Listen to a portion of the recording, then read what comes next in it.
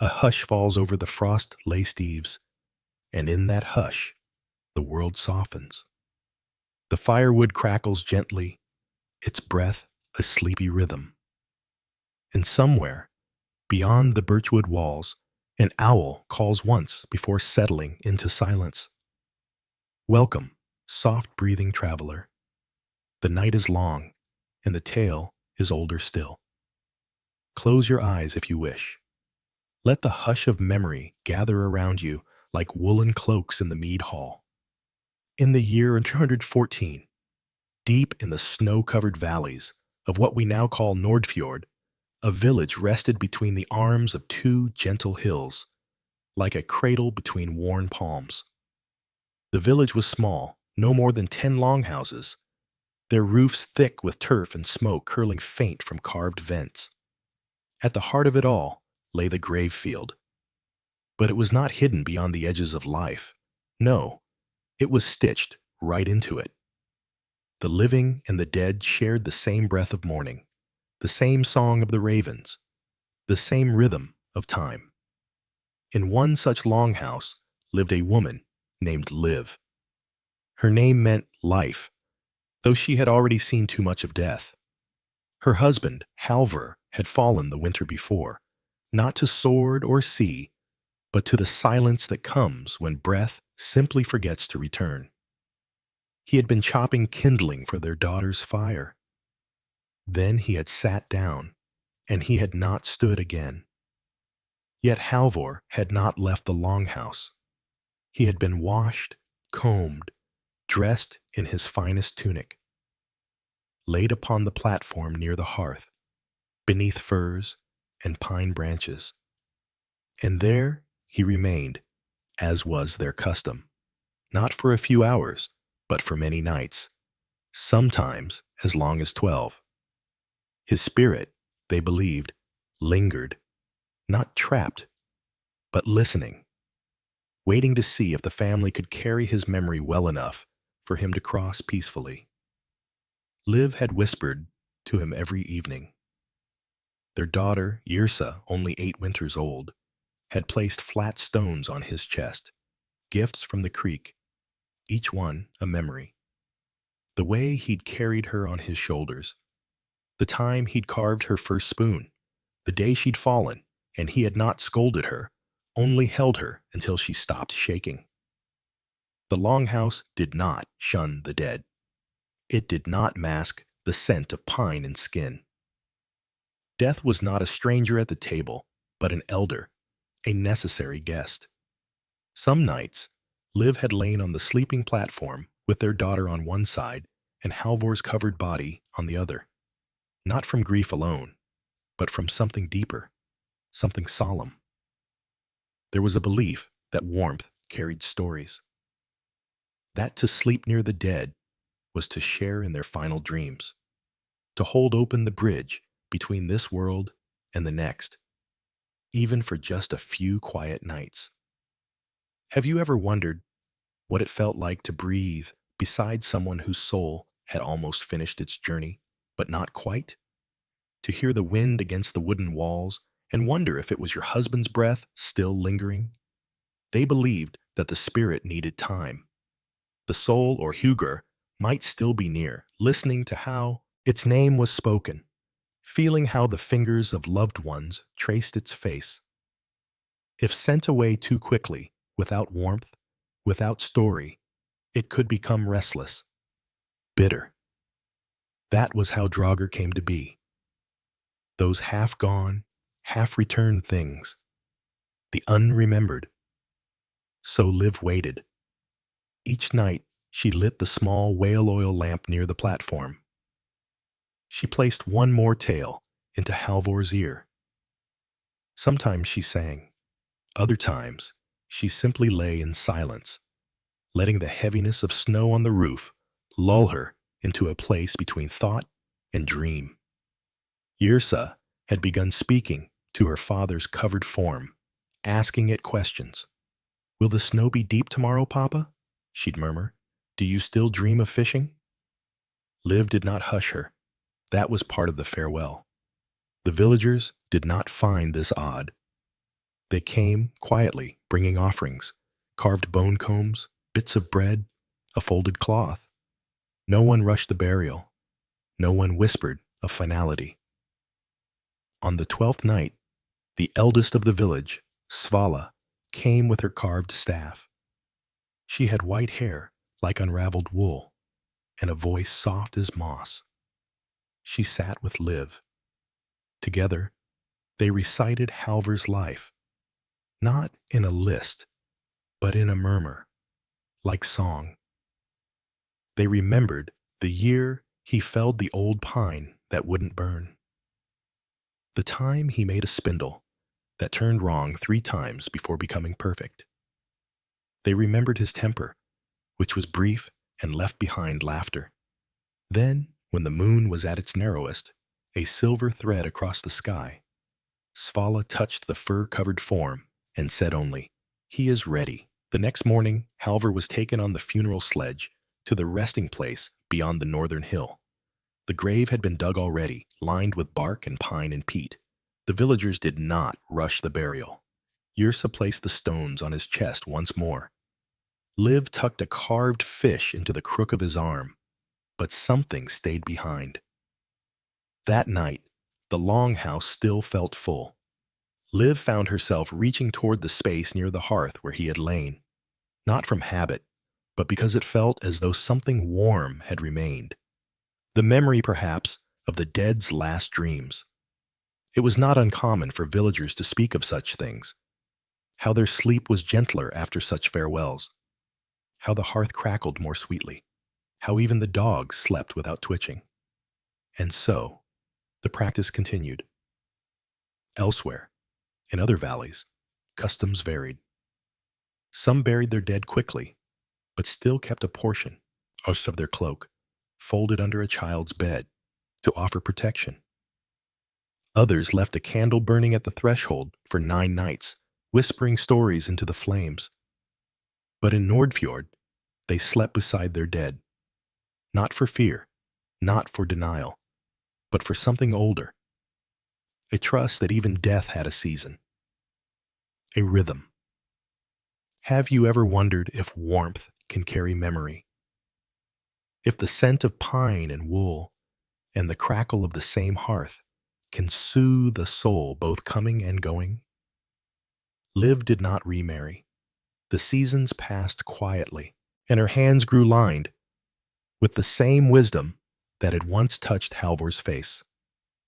Yrsa grew into a strong, laughing woman who taught her children to speak to the flames. The longhouse remained, and every winter, when the wind rose high and the nights grew long, someone would recall the nights when Halvor slept beneath the firs, and Liv lay beside him, eyes open, whispering the stories that kept the bridge open just long enough. A gentle rhyme has kissed the windows tonight. The world outside hums with stillness, and every branch holds its breath beneath the moon's watchful eye. Good evening, dear wanderer of quiet hours. Let your shoulders soften now. The longhouse is warm, the fire is kind, and the tale, like the earth, continues its slow turning. Liv's days folded into the rhythm of the land. Seasons came like old companions, some kind, some bitter, but each understood. She no longer counted them by solstices or snowfall, but by the stories she passed on. Not all spoken aloud. Some were sewn into clothes, others into the way she kneaded bread or tucked Yrsa's children into bed. Even grief softened into something more solid than sadness. It became a presence, like a stone in the hand. The village did not change swiftly, as places touched by winter rarely do. A few longhouses leaned more deeply with each thaw. Roofs were thickened, not replaced. People were buried, and their names taken again by babes born in summer. So it went. But the practice of sleeping beside the dead, that remained. Not because it was custom alone, but because it had become a kind of tenderness no one wished to lose. In the year 818, 4 winters after Halvor was placed beneath the earth, a young man named Eric returned to the village. He had left as a boy to join his mother's kin in the southern fjords. After fever took his father in a late spring. Now he came home, broader in shoulder, with hair sun-lightened from long days on the water. His voice was quiet, shaped by the sea's patience. Eric brought tales of strange ways, villages where the dead were burned before their names had time to cool, places where families were forbidden to touch the body, as though grief could be kept tidy by rules. He spoke of a Jarl's hall, where a servant had been whipped for weeping beside his master's bier. The villagers listened, some wide-eyed, others with furrowed brows. Liv, now a woman of calm stature and many winters, listened longest. When Eric finished, she touched his hand. "We do not fear our dead," she said. "We fear forgetting them." Eric nodded slowly. "In the South, they call such things superstition." "Then let them fear in silence," Liv replied, "and let us remember aloud." Soon after, a child died. A little girl, Solveig, who had just begun to braid her own hair. Her mother, Anja, was shattered with quiet grief, the kind that moves slowly and cracked in unexpected places. Anja feared to keep Solveig's body near. She feared the stillness, the questions. But Liv sat with her, beside the girl's small form wrapped in wool.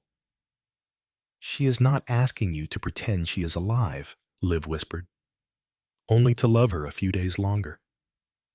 So the village watched again as the dead slept among the living. The longhouse lamp was never extinguished. The fire was fed with care.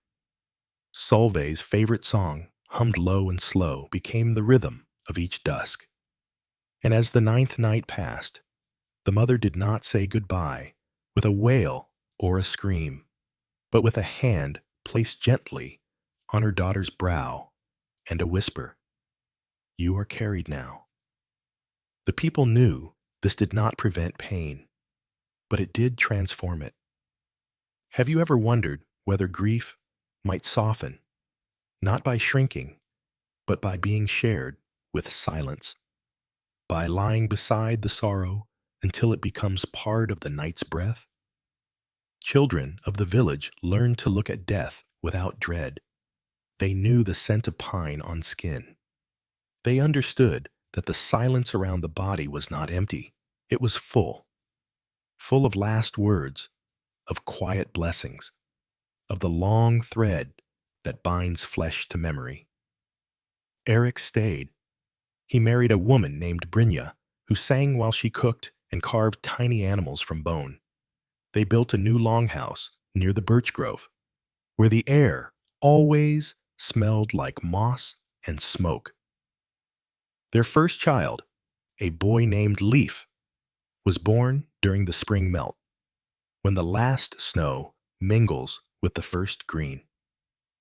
It was during that same spring that Liv became ill. It was not sudden. Rather, her strength faded like the light at dusk, slow, gentle, and certain. Yrsa, now grown and wise in her own right, cared for her mother with a reverence born not just of love, but of deep understanding. Liv knew the time was coming, and in her last weeks, she asked not for medicine or priests, but for quiet, for the stories to be spoken again. She asked to hear Halvor's name. She asked to hold the carved spoon Yrsa had once made with childlike hands. When Liv's breath finally stilled, she was placed in the center of her longhouse. Furs covered her. The fire flickered beside her. Yrsa sat with her sons and daughters nearby, speaking not of death, but of days. They spoke of Liv's hands, which could weave a net that never tore. They spoke of her voice, steady and low, and the way she always added a pinch of dried elderflower to her stews. On the 5th night, a soft wind stirred through the chimney vent. The children looked up. "She's gone," one of them whispered. And indeed, something had changed. The stillness was no longer full. The waiting had passed. They buried her beside Halvor, beneath the hill that smelled of heather in summer. Yrsa placed one more stone on the mound, smooth, pale, and round as a moon. Years rolled on. The village remained modest. Some winters were harsher than others. Storms came and bent the trees, but the roots held, and always the practice endured. Even visitors began to notice. One year, a merchant from Hedabai arrived, hoping to trade silver combs for fur. He stayed a night longer than planned when he heard quiet singing near the hearth and realized it was not for the living alone. When he saw the calm face of a grandmother lying beneath pine branches, the hush of the house enfolding her in love, he said only, "I did not know death could be so still." And when he left, he placed a single coin on the threshold, not as payment, but as thanks. The people did not speak often of their way. They did not preach it nor name it holy. But in the carved beams of the longhouses, in the worn planks of the platforms, in the quiet rhythm of the firelight, and the stories told before sleep, it lived. Some said that the dreams of those who slept beside the dead were gentler, that they carried warmth not of the hearth, but of the soul, that in such dreams the dead came not as ghosts, but as memories who knew your name. Have you ever felt, in the hush before sleep, as though someone long gone was sitting nearby? Not to frighten, not to speak, but simply to keep watch. So it was with Eric, in the years after Brynja's passing. She had lived to see 4 grandchildren, to gather herbs each spring and laugh like a stream over stone. When she died, he kept her near for 9 nights. On the 3rd night, he dreamed she was walking by the fjord, humming the lullaby she once sang to Leif. He did not weep when he woke. He simply breathed in the memory and felt his hand warm as if she had held it in sleep. The snow returned again. The longhouses sighed under its weight, as they always had, but within, the fires never faltered. Nor did the quiet trust that life and death were not 2 things, but one slow turning. One breath inhaled, and another, someday, exhaled. A hush of snow settles like a blanket over the roof tonight. The wind does not speak, but listens, and in the silence between each breath, the world leans closer. Welcome, gentle heart. Draw near to the fire's flicker, for the tale is not finished, and the embers are still warm. After Brynja's passing, Eric grew quieter, not in sorrow's shadow, but in the way of someone whose thoughts moved deeper than speech. His hair, once the color of driftwood, turned the shade of frost on stone. And though he still carved, still hauled wood, and repaired fishing nets, there was something softened in his step, something more attentive to stillness, more patient with silence. He kept her memory not in grand gestures, but in small repetitions. He lit the lamp each evening at the same hour she used to rise to stir the pot. He left the window open just slightly at night, because she once said the house breathed better that way. And on the bench, where she used to sit to peel apples, he kept a folded cloth. Just that, never moved, never washed, as though it held something more than fiber and thread. Leif, their son, watched all this. He was a man now, with shoulders strong like his father's had once been, but eyes gentler, carrying the calm of both parents. His own wife, Freydis, had begun teaching their children to weave tales by the hearth. They played in the shadow of the past without fear, because in this village, the past was not a weight, but a warmth. That year, the snow stayed longer than usual. By the time the rivers began to break their icy crust, it was already past planting time. The elders murmured of signs, of foxes seen too close to the longhouses, of dreams full of thorns and ash. But such whispers were not heavy.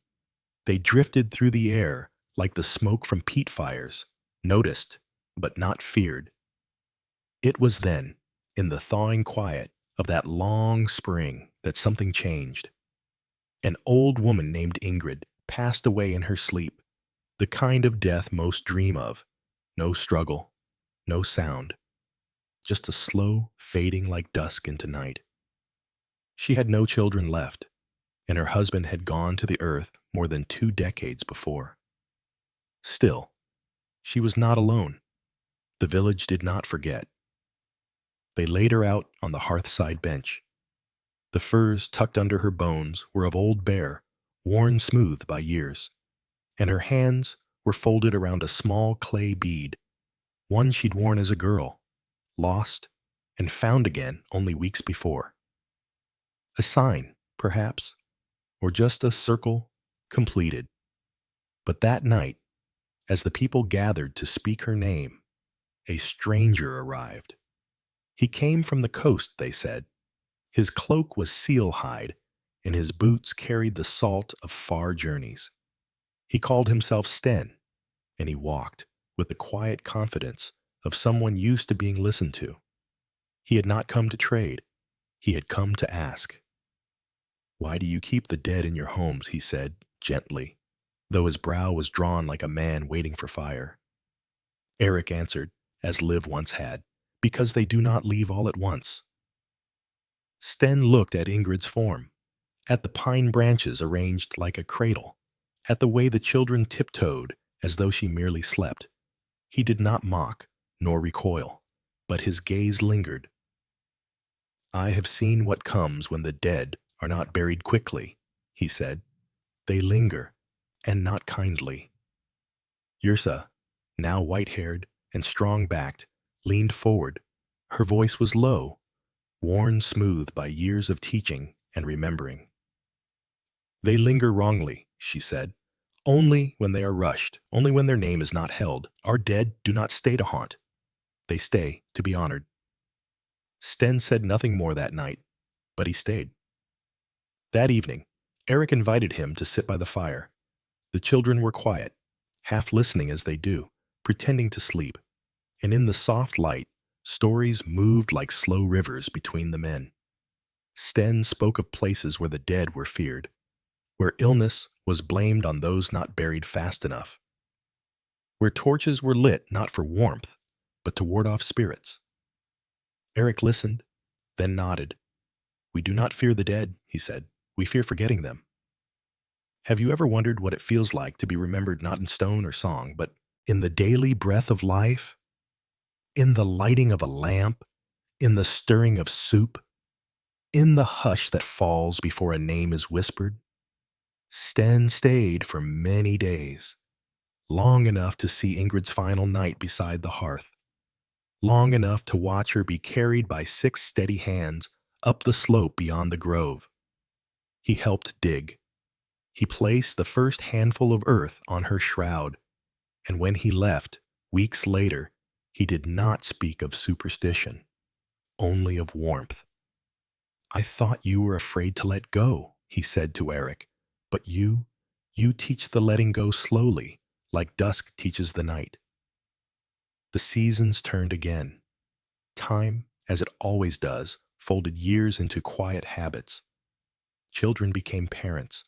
Longhouses were patched, rebuilt, then patched again. But the hearths remained, and so did the quiet tradition. When Eric passed, it was not unexpected. He had lived long and well. His last days were full of visitors, of tea brewed with mint leaves, of stories he half remembered and others he invented just to make the children laugh. Leif laid him beside the fire, wrapped not in new cloth, but in the same cloak he had worn the day life was born. Frida stayed with him each night, humming. The children, older now, sat beside her with combs and wooden beads, each offering a memory tucked into their small, warm palms. And in the silence of the 6th night, the youngest daughter, Asa, whispered, I think he's dreaming. No one corrected her. On the 9th day, they buried him beside Brynja, beneath a weathered stone that had cracked in a frost decades before. A smooth shell, found in the river bend, was tucked beneath his head. And when the village gathered, they did not mourn in the way the outside world knew mourning. They whispered, they remembered. They cooked the food he loved, boiled barley with wild garlic, and placed a spoonful in the fire. Have you ever tasted something and remembered someone so clearly it filled your mouth with warmth? That is how they grieved. So the custom endured, not a rule, never forced. Some families did not keep the dead inside. Some chose songs over silence, but all, in their own way, made space for the slow departure. And in time, other villages heard of this. Some mocked, some wondered. A few began their own ways, lighting 9 lamps instead of 1, placing shoes backward at the door so the spirit would not lose its path. But no one forgot the village in Nordfjord, because there, the hearth remembered what the tongue forgot. There, grief was not a wound, but a weaving. And to lie beside the dead was not to resist their leaving, but to guide them with story, warmth, and breath, until the night turned quiet, and the bridge vanished with the morning mist. The scent of peat smoke drifts in gentle spirals this evening. Snowmelt hums beneath the crust of earth, and in the far distance a single loon calls once and fades. Welcome again, soul wrapped in hush and memory. Let the day loosen its grip and rest here, where stories unfold like slow rivers under moonlight. Years had passed since Eric's burial, and the village in Nordfjord held steady beneath the turning sky. New roofs were laid over old beams. New laughter echoed where old grief once lay. And still, each season was greeted with a kind of quiet reverence, as though the land itself had memory. Asa, Eric's youngest granddaughter, grew tall and sure-footed. Her hands knew the weight of clay and the rhythm of looms. She had a gift for hearing what wasn't said, the pauses in conversations, the way fire spoke in its own hush. People said she had inherited the silence of her ancestors not as absence, but as song. She listened the way Liv had listened, and when someone died, it was Asa they sought. By now, the village's way was well known, though it was not written. It lived in the cadence of life, how the longhouse floors were swept in circles before a body was laid down, how pine branches were burned to mark the end of the 9th night, how each death stirred up not just sorrow, but a memory of all those who had gone before. One spring, the valley received strangers again, not merchants this time, but folk seeking quiet. A woman and her young son, both thin from travel. She said little at first, only that her name was Hild, and that the sea had taken her husband. Her voice cracked when she spoke of it, so she stopped speaking altogether. The villagers welcomed her gently, offering no questions. Yrsa, now slower in her step, but no less steady, gave her space by the fire. Asa brought the boy, a child of perhaps 5 winters, carved animals and bread with honey pressed inside. In time, Hild began to sit near the old women during their evening spindling. She did not speak, but she listened. That was enough. Listening in Nordfjord was a kind of weaving. When summer came, she told Asa her story in halting words. He was lost, but not buried. There was no place for him. Asa nodded. She said nothing of rights or rules. Instead, she brought Hild to the river, where they gathered smooth stones. She showed her how to warm them in the fire, and then place them near the hearth each night. For 9 nights, Asa whispered, you give him a home here, not to hold him back, but to let him know he is not forgotten. So Hild did. Each evening, the boy placed one stone on a wooden board by the fire, where a bit of his father's wool cap had been laid. And by the ninth night, though the man's body had long been taken by waves, something in Hild's eyes had changed. Her silence no longer trembled, it held. Have you ever wondered what becomes of the dead who are not buried, who drift without ground to rest beneath? Can memory be a kind of soil? Can stones and stories become their earth? The villagers believed so. Asa became the quiet keeper of these customs. She did not claim the role. It simply grew around her, like moss around the roots of a tree. When someone neared death, they often called for her, not to save them, but to listen, to ask what they wished to be remembered for, what scent they'd want beside them, what story should be told on the third night, and what silence should fall on the sixth. She never hurried. There was a boy, once, named Rooney, whose mother died suddenly when a tree split under lightning. He could not bear to see her body. He would not speak of her. The grief had choked his small chest, and even breath became a struggle. Asa did not force him. She carved him a hollow box from driftwood and asked him to fill it with things his mother had touched. A bit of her spindle, a berry-stained cloth, a comb missing 2 teeth. When it was full, she set it beside the hearth, wrapped in her own shawl. And each night, she placed her hand gently on the box, saying, "She sees, she hears, she waits." On the 7th night, Rooney crept beside it and laid a small feather on top. "She used to tickle my feet," he said, and then he cried, not the wild kind, but the kind that comes from finally breathing again. The dead in Nordfjord were not feared. They were not summoned either. They were simply held, in memory, in silence, in the small movements of daily life. By now, other villages sent word to Asa, some curious, others desperate. A neighboring clan had seen a string of misfortunes: sick livestock, broken nets, births that ended in silence. They believed the dead had grown restless. They had buried a boy too quickly, they said. No time for farewells. The earth was frozen, the winds cruel, and so he had been placed under stone the same day his breath ended. No song, no fire. Now, each night, the child's brother dreamed of dark water and a face turned away. Asa traveled there with 2 others. She brought only a pouch of river stones and a pot of tallow for the fire. She did not call back the dead. That was never her way.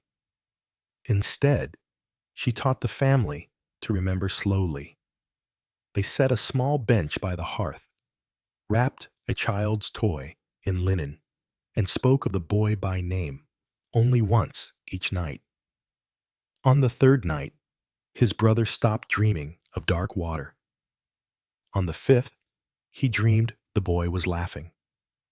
When Asa left, she gave the family her shawl. "Place it on the hearth each first snowfall," she said. "He will always find warmth here." Not all understood her ways. Some whispered of witchery, others called it foolish, too tender for a world with teeth. But the villagers of Nordfjord knew better. They knew the dead did not rise when loved, only when forgotten. Have you ever sat in a room and felt a presence? Not heavy, not eerie, but soft, like someone watching from just beyond the firelight? Perhaps it was memory, or perhaps it was simply the shape love takes after breath is gone. Asa grew older. Her braid turned silver, then loose. She walked slower, but her eyes held the same clarity, as though she could see not just what was, but what once had been. One winter, she fell ill, not suddenly, not violently. The breath just began to come slower. The strength slipped from her fingers like snow melting through wool. She asked for her bed to be brought near the hearth. She asked for silence and soft lamplight. Children came, now adults, and sat by her in shifts.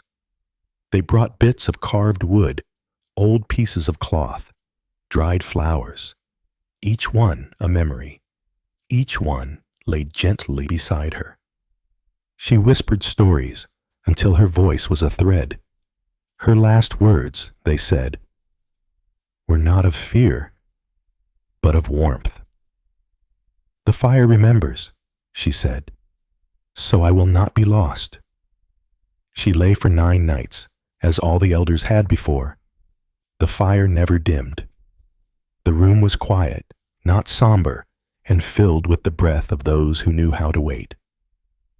On the 8th night, a storm howled through the trees, and still the longhouse stood, and still the lamp burned. On the 9th, when the wind had fallen and only soft snow remained, they carried her up the hill. Her resting place was beside Eric, beside Brynja, beside Liv and Halvor. The old names were spoken again, their stories renewed, and so the line held. There would come a time when the longhouses were replaced, when the names faded from carved stones. But even then, something would remain. Perhaps a child would light a lamp for no reason. Perhaps a woman would place a smooth stone beside a bed and not know why. The customs might blur, but the hush would remain. Because in Nordfjord, they had not feared death. They had only feared forgetting. The rain this evening is gentle, barely a whisper upon the thatched roof, like fingers brushing over old parchment. Somewhere, beneath the hush, a dog turns twice and settles. Welcome, patient listener, wrapped in night's lull. The story continues, like breath drawn in dreams. Quiet, steady, never hurried. When Asa passed from this world, it was as if an ancient tree had finally bowed to the weight of snow. No cracking, no fall, just a long, slow bend until the roots ceased to hold. And yet, even with her gone, something of her stayed. In Nordfjord, the longhouse where she had spent her last winters remained untouched for many moons. No one dared claim it, not out of fear, but out of reverence. The fire had gone cold, but the hearthstones were still warm to memory. Children still stepped lightly past its door, whispering songs she once hummed. Mothers still pressed their hands to the lintel as they passed, a quiet touch for blessing, or perhaps for guidance. It was Leif's youngest daughter, Freya, who finally opened the longhouse again. She had grown with her grandmother's quiet strength and her father's patience. Where Asa had walked in silence, Freya moved with questions, gentle ones, but unafraid. She did not seek to change the village's ways. She only wished to understand why they mattered and what they could become. Freya was among the first to write, not in runes on stones, as the oldest ways demanded, but with bone styluses on birch bark. It was her way of preserving what the firelight told her. She began to record the memories, carefully, respectfully, not to freeze them, but to carry them further than wind could. She wrote of how the dead had been kept beside the hearth. Of the 9th night offerings the stones warmed in the fire, the songs sung low into the woolen night. She wrote the names of the elders, the shape of their griefs, the feel of their farewells. And in doing so, she did not lessen the silence. She deepened it. One cold autumn, a young man from the coast came bearing illness. His skin was flushed and his breath heavy. The villagers, though wary, took him in. He was housed in the old goat shed, now unused, and Freya tended him with boiled herbs and cloths soaked in vinegar. He lived, but barely. When he could speak again, his voice was hoarse from silence. "I thought I was dead," he whispered, "but you kept me warm."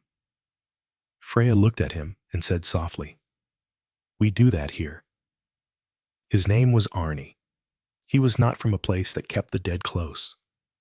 In his village, death was hurried away, the body removed before nightfall, the hearth washed and rewashed.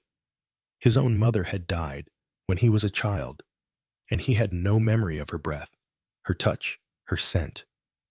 "They said she was gone," he told Freya one night, staring at the fire, "but I think she never arrived anywhere." Freya listened. When Arne recovered, he stayed, not for her, though in time they grew close, but for the village, for the rhythm, for the permission to feel what he had long held inside. He watched the way the people of Nordfjord prepared their dead, not with urgency, but with intention. How they spoke the names not as incantations, but as seeds, planted in the firelight, watered with breath, allowed to grow in the silence. Have you ever said someone's name aloud in an empty room, just to hear it again? Just to remember how it moved your mouth, your lungs, your heart? That is what Arne learned. One winter evening, a boy named Toki died after falling through thin ice. The village mourned deeply. He had been curious, bright-eyed, the kind of child who asked more questions than even Freya could answer. His mother, Elin, collapsed into grief, but it was Arne who came to her gently and asked if he could prepare Toki's place by the hearth. She nodded through tears. He laid the body with reverence, lit the lamp, placed the boy's small shoes beside the bed, the left one tilted just slightly, as Toki always left them. For 9 nights, he sat vigil with Elin, saying little, only breathing beside her, and on the 6th night she whispered, "He's not gone yet." "No," Arne said. "He's waiting for you to remember him the right way."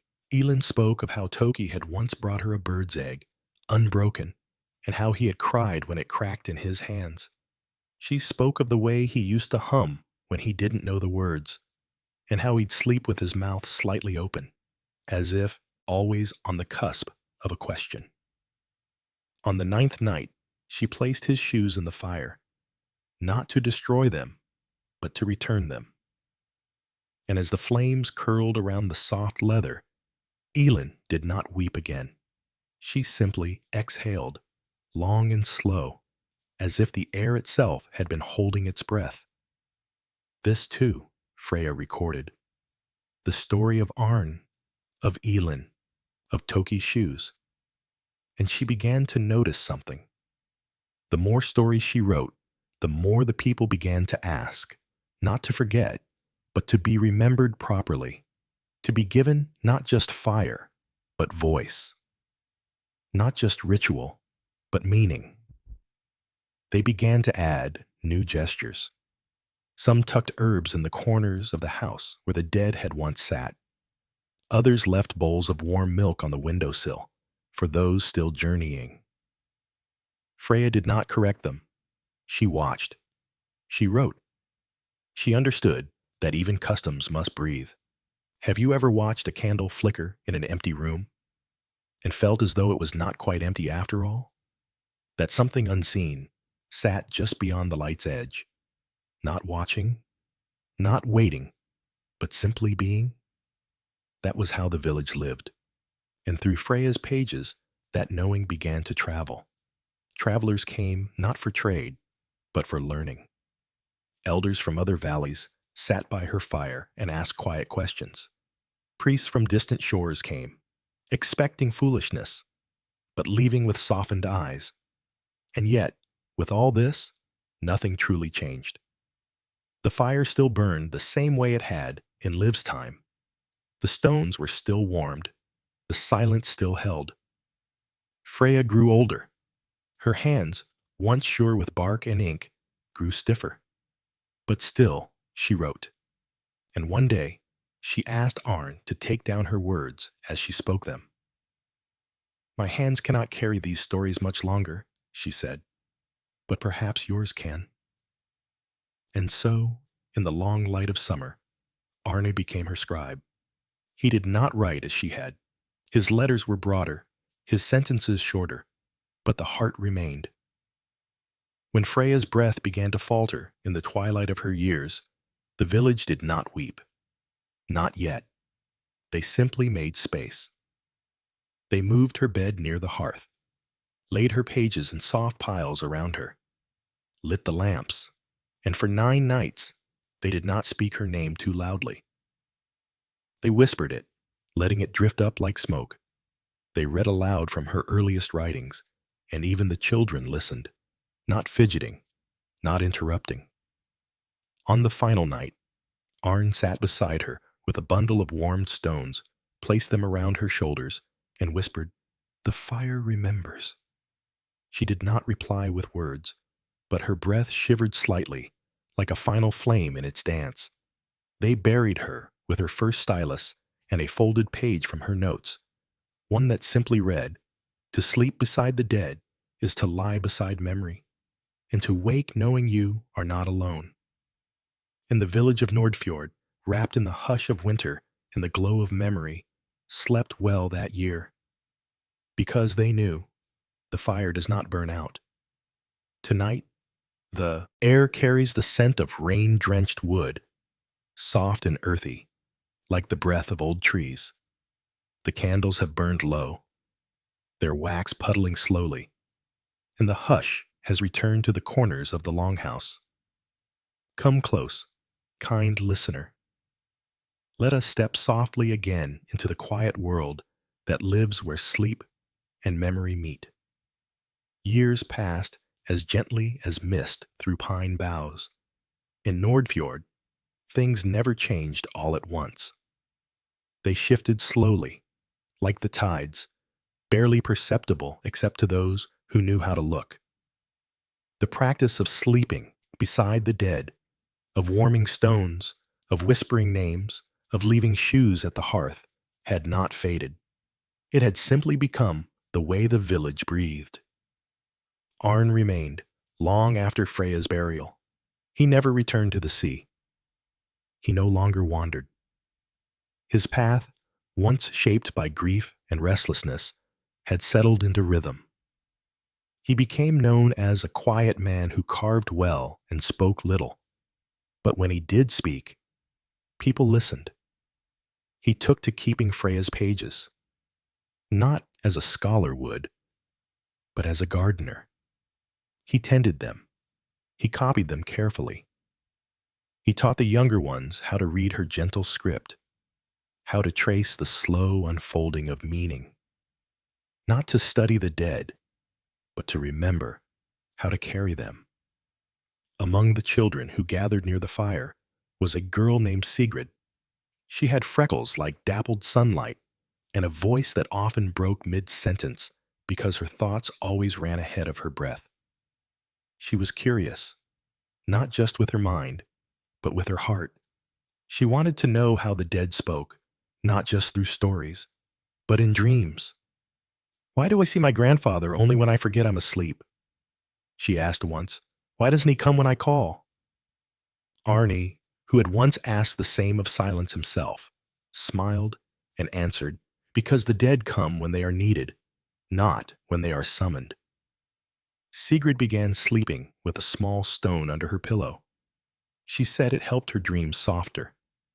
She also began writing, as Freya once had, not on birch bark, but on small scraps of linen she kept hidden in a box carved by Arnie's hand. On them, she wrote what the dead had whispered in her dreams, that the moon was a door, that old songs carried boats, that memory needed feeding like fire. Her writing was not always clear, but it was never empty. One winter, a strange illness swept through a nearby settlement, a fever that clouded the mind and slowed the blood. The sick were wrapped and buried quickly, out of fear, out of urgency. The fires burned night and day, but not for warmth, for caution. The people of Nordfjord heard the wind change before the messengers came. They saw birds flying differently, lower to the ground, quieter, and so, when the plea for help arrived, they were ready, not with cures, but with calm. Arn, Sigrid, and two others journeyed east to the stricken village. They did not bring medicine. They brought stones and cloth and silence. The first house they entered was heavy with scent, smoke, sickness, sweat. A woman lay alone, her face barely visible beneath fever's veil. She had been dead 2 days, they were told. There had been no time for farewell. Sigrid moved first. She opened the shutters, let in the wind, and sat beside the woman's bed. She did not speak. She simply began to hum, the same low melody Freya once sang to the fire. Arn warmed stones and placed them gently along the edge of the bedding, one by the throat, one near the hands, one just beside the crown of the head. The villagers watched, uneasy, but they did not stop them. On the fourth night, the woman's daughter, who had refused to enter the room since her mother's passing, stood silently in the doorway. Then she walked in, sat beside Sigrid, and whispered, "She used to braid my hair while I wept." Sigrid took her hand. "Say it to her." She did, and the room changed. Not visibly, not in light or color, but in weight. The heaviness lifted. The hush returned. They stayed for 9 nights. The fever did not vanish, but it softened. The fear, so sharp in the beginning, dulled into something manageable. The dead were no longer burned in haste. They were bathed, laid near the fire, spoken to, remembered. And when Arn and Sigrid returned to Nordfjord, they brought with them something invisible, but real.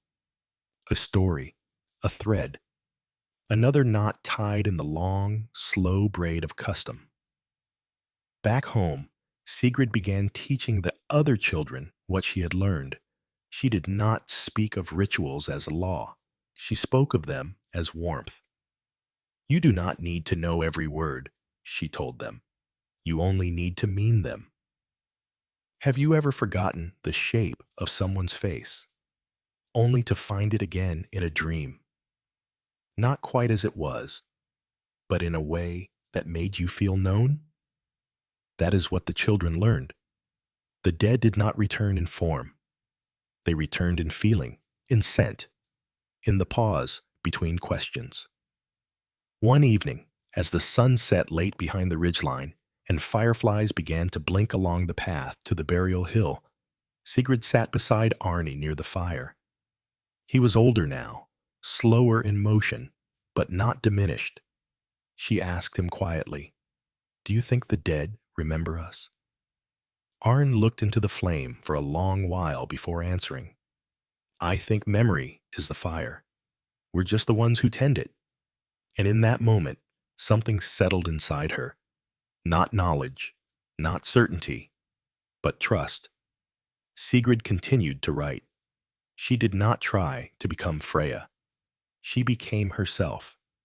And her writings, though scattered and strange, carried a new rhythm. One that honored both the old silences and the new questions. They say that in her later years, she would leave scraps of her linen writings in the forest, tied to branches, tucked under stones, left near the places where people often walked and thought. Some called it foolishness, others called it prayer. But once, a boy who had never met her found one of her writings and brought it to his mother. It read, "Speak there, ye, name, with closed eyes. Light the lamp when the air feels thick. Trust the hush that comes after." The mother wept, not from sadness, but from recognition. In this way, the custom lived on, not just in practice, but in quiet reminders scattered like seeds. Some were never found. Others arrived exactly when they were needed. In time, other villages sent their young ones to Nordfjord to learn, not just about fire and stones, but about patience, about the long breath between life and death, about what it means to lie beside memory and not be afraid. No one in Nordfjord ever claimed to hold truth. They only held space. The space where death became part of the hearth, where stories did not end but softened, where names lived not in stone but in the air just above your ear, spoken once more, quietly, before sleep. A soft mist curls through the meadow tonight. The grass glistens beneath the moon, each blade holding a pearl of the sky. The owls have gone quiet, and even the trees seem to lean in, listening. So rest again, gentle soul. The fire is low, but steady, and the story continues where we left it, without haste, without end. In the years that followed Sigurd's quiet scattering of cloth prayers, the valley of Nordfjord remained much the same in shape. Its river curved like a sleeping serpent. Its burial hill rose still and calm as a listening ear. But the spirit of the place deepened. Those who came to the village no longer did so by chance. They came because they had heard of the way Nordfjord held its dead, not in fear, not in ceremony for ceremony's sake, but in a kind of slow tenderness. Children born in those years no longer asked if they should sleep beside the dead. They asked how. Should they place the stones first or light the lamp? Should they leave honey at the foot of the bed or flowers braided into cloth? There were no strict answers. There never had been. Only gestures, repeated until they felt natural, like breathing. One boy, Thorin, asked Sigrid once, "What if I do it wrong?" She smiled, though her hands were tired from spinning flax. "If you do it with love," she said, "you won't do it wrong." And that, more than anything, became the heart of it all.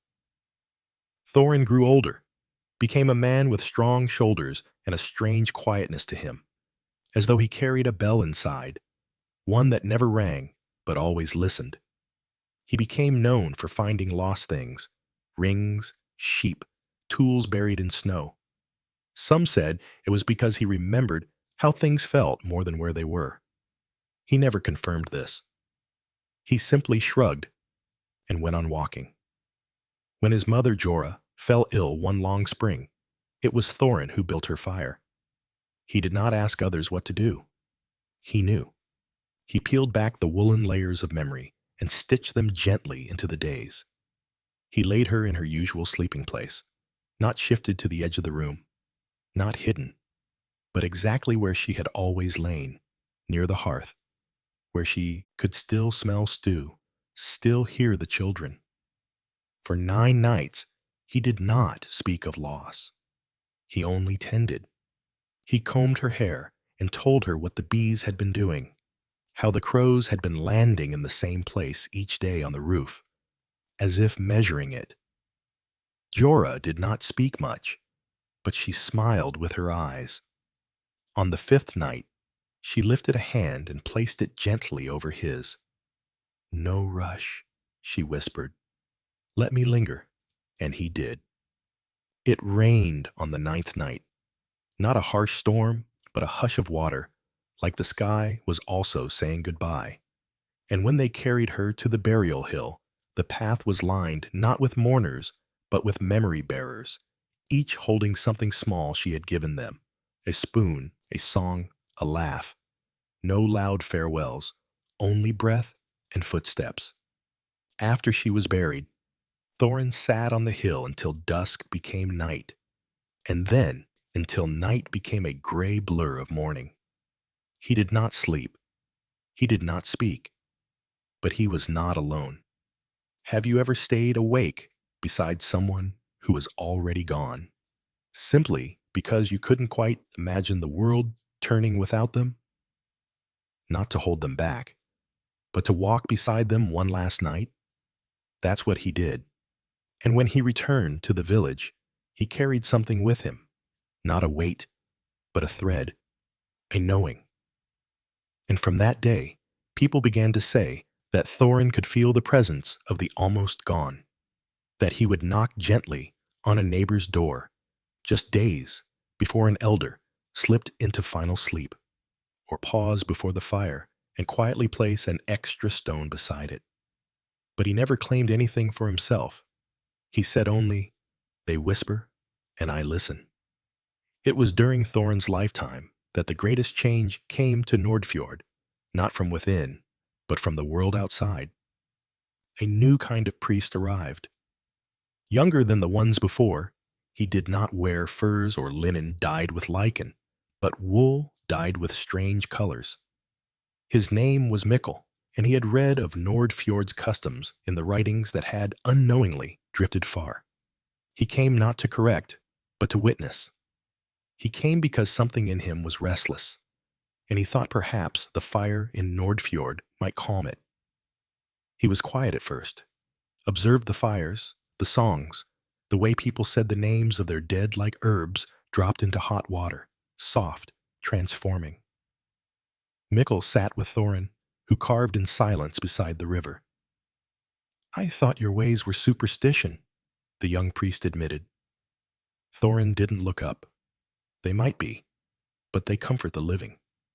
And I've never known the dead to mind being comforted either." Mikkel pointed. It was a small smile, but it stayed on his lips for a long while. In time, Mikkel learned to sleep beside the fire. He learned to warm stones and to watch the lamp until it blinked, just once, as if in farewell. He learned the value of unhurried endings. He said once, "Your village has no churches, but it has something holy." And Thorin replied, "Only because we do not rush our goodbyes." The seasons passed again, as they always do. Mikkel grew older and stayed. His sermons grew quieter, less words, more pauses. Eventually, he stopped preaching altogether and became a kind of recorder, like Freya, like Sigrid. He began to gather the stories of the dead, not as records, but as warmth. And when he himself grew ill, he asked to be laid by the fire, with stones warmed by Thorin's own hand. "I never thought," he whispered, "that I'd die so gently." Thorin placed a cloth on his forehead, just as his mother once had. That's the only way we know. Have you ever thought of death not as a door or a wall, but as a blanket pulled up slowly to the chin, in a room full of those who still love you? That is how it was for Mikkel. And after his 9th night, when the fire dimmed to ash and the lamp burned its final oil, Thorin spoke his name one last time, and the hush that followed was the most beautiful sound the longhouse had ever held. The children of the village, now grown, continued the ways without instruction. There were no books, no laws. But when someone passed, they knew where the stones were kept, how to light the lamp with care, how to whisper rather than wail. And sometimes, when the night was very quiet, you could hear a child humming the melody that had once drifted from Freya's lips, then Sigrid's, then Thorin's. A melody without words, passed not by teaching, but by trust. It is said that even long after the longhouses finally gave way to new timber, new shapes, and new names, the hearthstones remained. Some buried deep, some repurposed in walls and garden paths. But when the air grew cold and the wind held a certain weight, the people still lit a single flame and placed a stone nearby, not always knowing why, only feeling that it was right, because something ancient never fully leaves. It softens, it deepens, it waits. And in Nordfjord, even now, if you step into one of the old clearings and listen very carefully, you might hear a name carried on the wind, not shouted, not mourned, just remembered. There is a hush tonight, unlike any other. Not silence, but the fullness of quiet things. A cup cooling in the dusk, the wings of a moth brushing the doorframe, the creak of wood remembering all it has held. Welcome again, you gentle soul, drifting between waking and dream. Let the darkness soothe you now, and come further into the long, slow story that waits with warm breath and soft memory.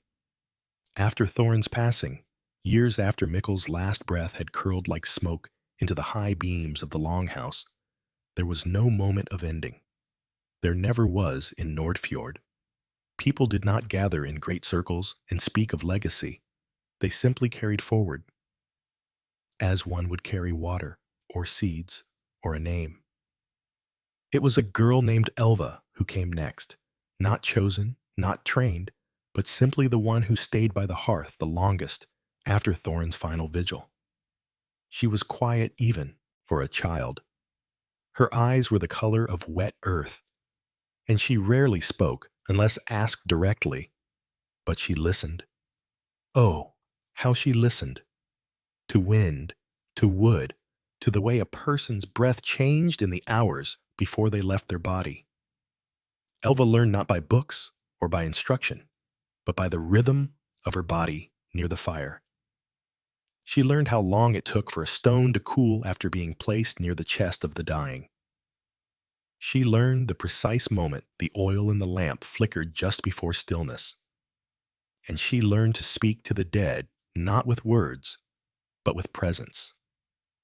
One day, when she was perhaps 12, a boy not much older than herself passed in his sleep from a fever that had swept quickly through the region.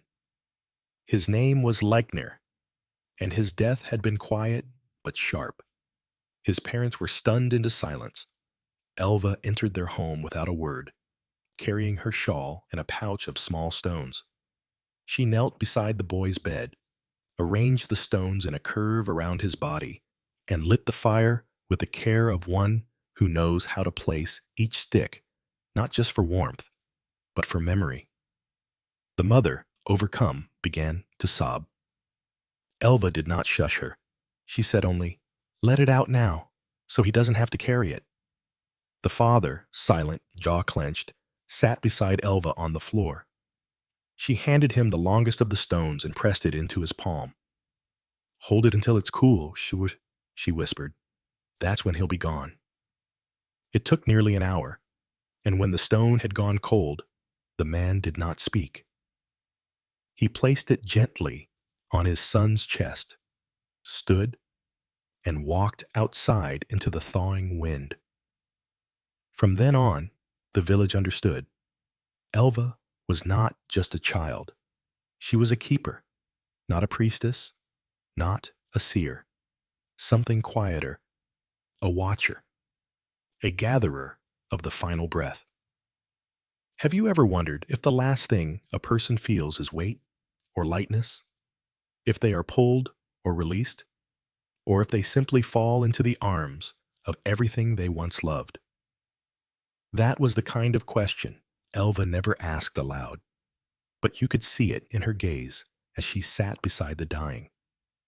She began to keep a book, not of names, but of dreams, not her own, others.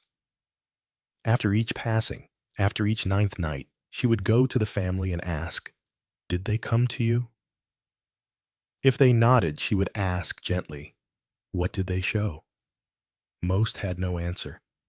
Some shrugged, but others, those who lingered in sleep just long enough, spoke of dreams, of long boats made of smoke, of hills covered in white flowers, of a soft knocking on the threshold that woke no one but was felt all the same. Elva wrote each dream down on loose scraps of parchment. She did not bind them. She placed them in a box made of driftwood and sealed it with beeswax. Every year, on the longest night, she would carry the box to the burial hill and leave it there, just until dawn, then bring it back. She never explained why. She did not need to. It became known as the box of passing. And though no one ever opened it, but Elva, everyone felt its weight was not only of wood and wax and parchment, but of memory too vast to name. Seasons turned, as they always do. Winters softened into wet springs. Summers passed with small harvests, and the fire never went out. Not in truth, not in custom. Sometimes, in the warmest months, no one died at all. And the village, in those times, grew restless. Strange, isn't it, that a place could miss death? But Nordfjord did not miss death itself. It missed the tenderness that surrounded it. The way people drew close, the way names were spoken with reverence, the way the fire seemed to glow deeper when someone was being remembered. In those quiet months, Elva would still light the lamp, still warm the stones. Who for? A child once asked her. She looked out the window toward the burial hill. For the ones who haven't been spoken of in too long. The child nodded, as if that made perfect sense, because in Nordfjord it did. Even the dead, they believed, grew cold if never remembered. Have you ever felt a sudden chill in an otherwise warm room and thought, not of ghosts, not of fear, but of someone who once held your hand and hasn't been named in years? That's the chill they meant. To them, warmth was not only for the living. It was for all who had ever loved and left and been left. Elva grew into a woman without ever truly being young. Her face was quiet but not sad. Her smile was rare, but when it came, it made you feel seen. When her time began to near, though she showed no illness, no wound, the village began to feel it. The fire crackled differently. The air near the hearth felt thicker, slower, as if breath moved through syrup. She did not speak of dying. She simply began placing more stones near the fire. One evening, she called the children to her. She handed each one a smooth stone and said, "Keep this under your pillow, not for now, but for when you forget who you are." They didn't understand, not then, but many years later, when they were old enough to face death themselves, they would find those stones in old cloth bundles, tucked away in corners, and remember. Elva passed in her sleep, her hands folded as if holding something not seen, but still precious. She had asked for no vigil, but the village gave her 9 nights anyway. Not one person failed to sit by the fire during that time. Even the sheepdogs lay closer to the hearth than usual, ears twitching towards some sound no one else could hear. And on the 9th night, just before dawn, the wind lifted the corners of the woven mat beneath her body. Only slightly, but enough. The lamp flickered once, and then she was gone. No burial song was sung. Instead, the children, grown now, stood in a circle and named one thing she had done for each of them, just one. Then they lit the fire higher than usual and let it burn through the morning. The box of passing was placed in the center of the room, left unopened. Some said it still held the dreams of all who had died since Freya. Others said it was empty, and that the box itself was the dream. No one needed to know for certain. In the years that followed, Elva's name was not spoken daily. But on certain nights, when the moon was thin and the fire low, when someone died and their family didn't know what song to sing or where to place their feet, someone would say softly, "Let's do what Elva would have done." And that was enough. A light frost rims the threshold tonight, and every footfall on the path outside is muffled by pine needles and the hush of early snow. The longhouse sighs with warmth, its beams creaking gently, not in protest, but like a voice half asleep. Settle again, gentle listener, for the story still breathes beneath the hearthstones, and the silence still carries names. After Elva's passing, no one claimed her place, not because no one was worthy, but because her way had never been something to inherit. It had been a listening, not a role, a way of leaning into the breath of things, not stepping forward to speak. So in the years that followed, the village lived without a center, and yet, strangely, felt no lack. It was as if Elva had stretched the fire wide enough that no single keeper was needed. Instead, her presence lingered in the actions of many. The children, now adults, knew the rhythm by heart. 9 nights, warm stones, a name spoken not as farewell, but as presence.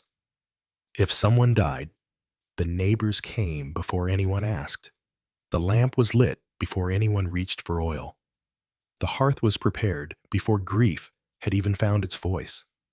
It became less like a tradition and more like a reflex, like reaching for someone's hand in the dark.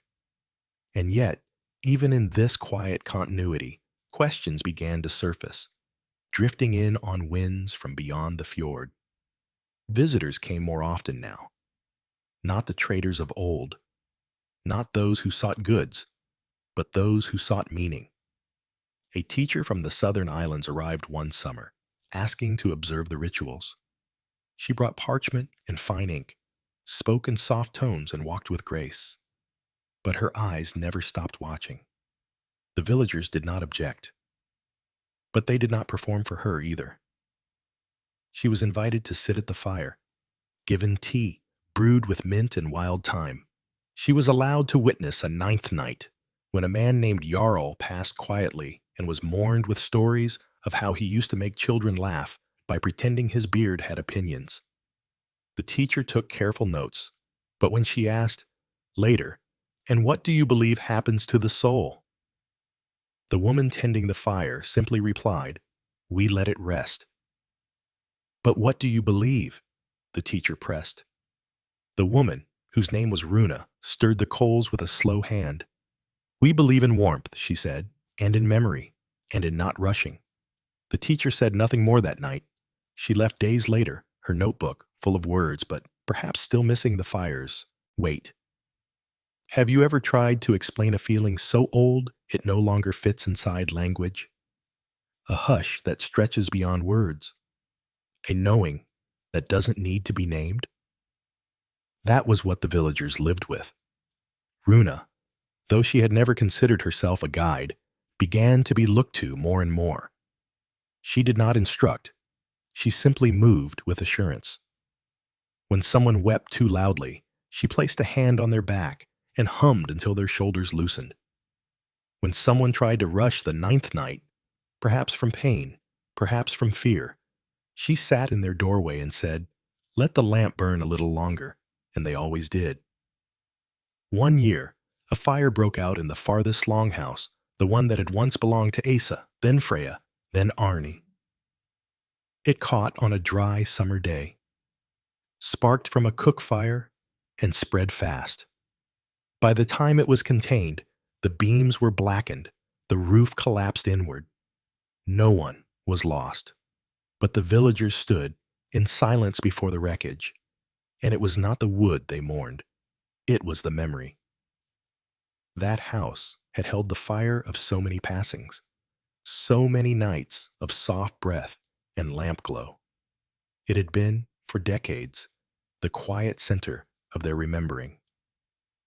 Runa walked among the ashes the next morning. She said nothing. She only bent and picked up a scorched stone near the edge of the hearth. She turned it over in her hand. Then she carried it to the village center, placed it by her own door, and said simply, "The fire still waits." Others followed, not to rebuild the house, but to carry its stones to their own hearths.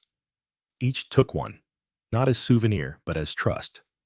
By the end of the week, every home in Nordfjord had a firestone from the old house. Every lamp burned a little more steadily. And in this way, the center did not vanish. It became many. That winter, snow came early, heavy and clean. The burial hill disappeared beneath the drifts. For the first time in memory, no path could be seen to the resting places. The villagers worried, silently, but deeply. To lose sight of the graves was like losing the thread of a song. But it was Runa who offered an answer. We don't walk to remember, she said. We sit. So they stayed indoors. They warmed their stones. They lit their lamps.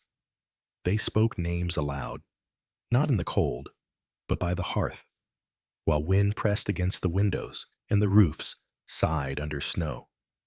And the memory remained.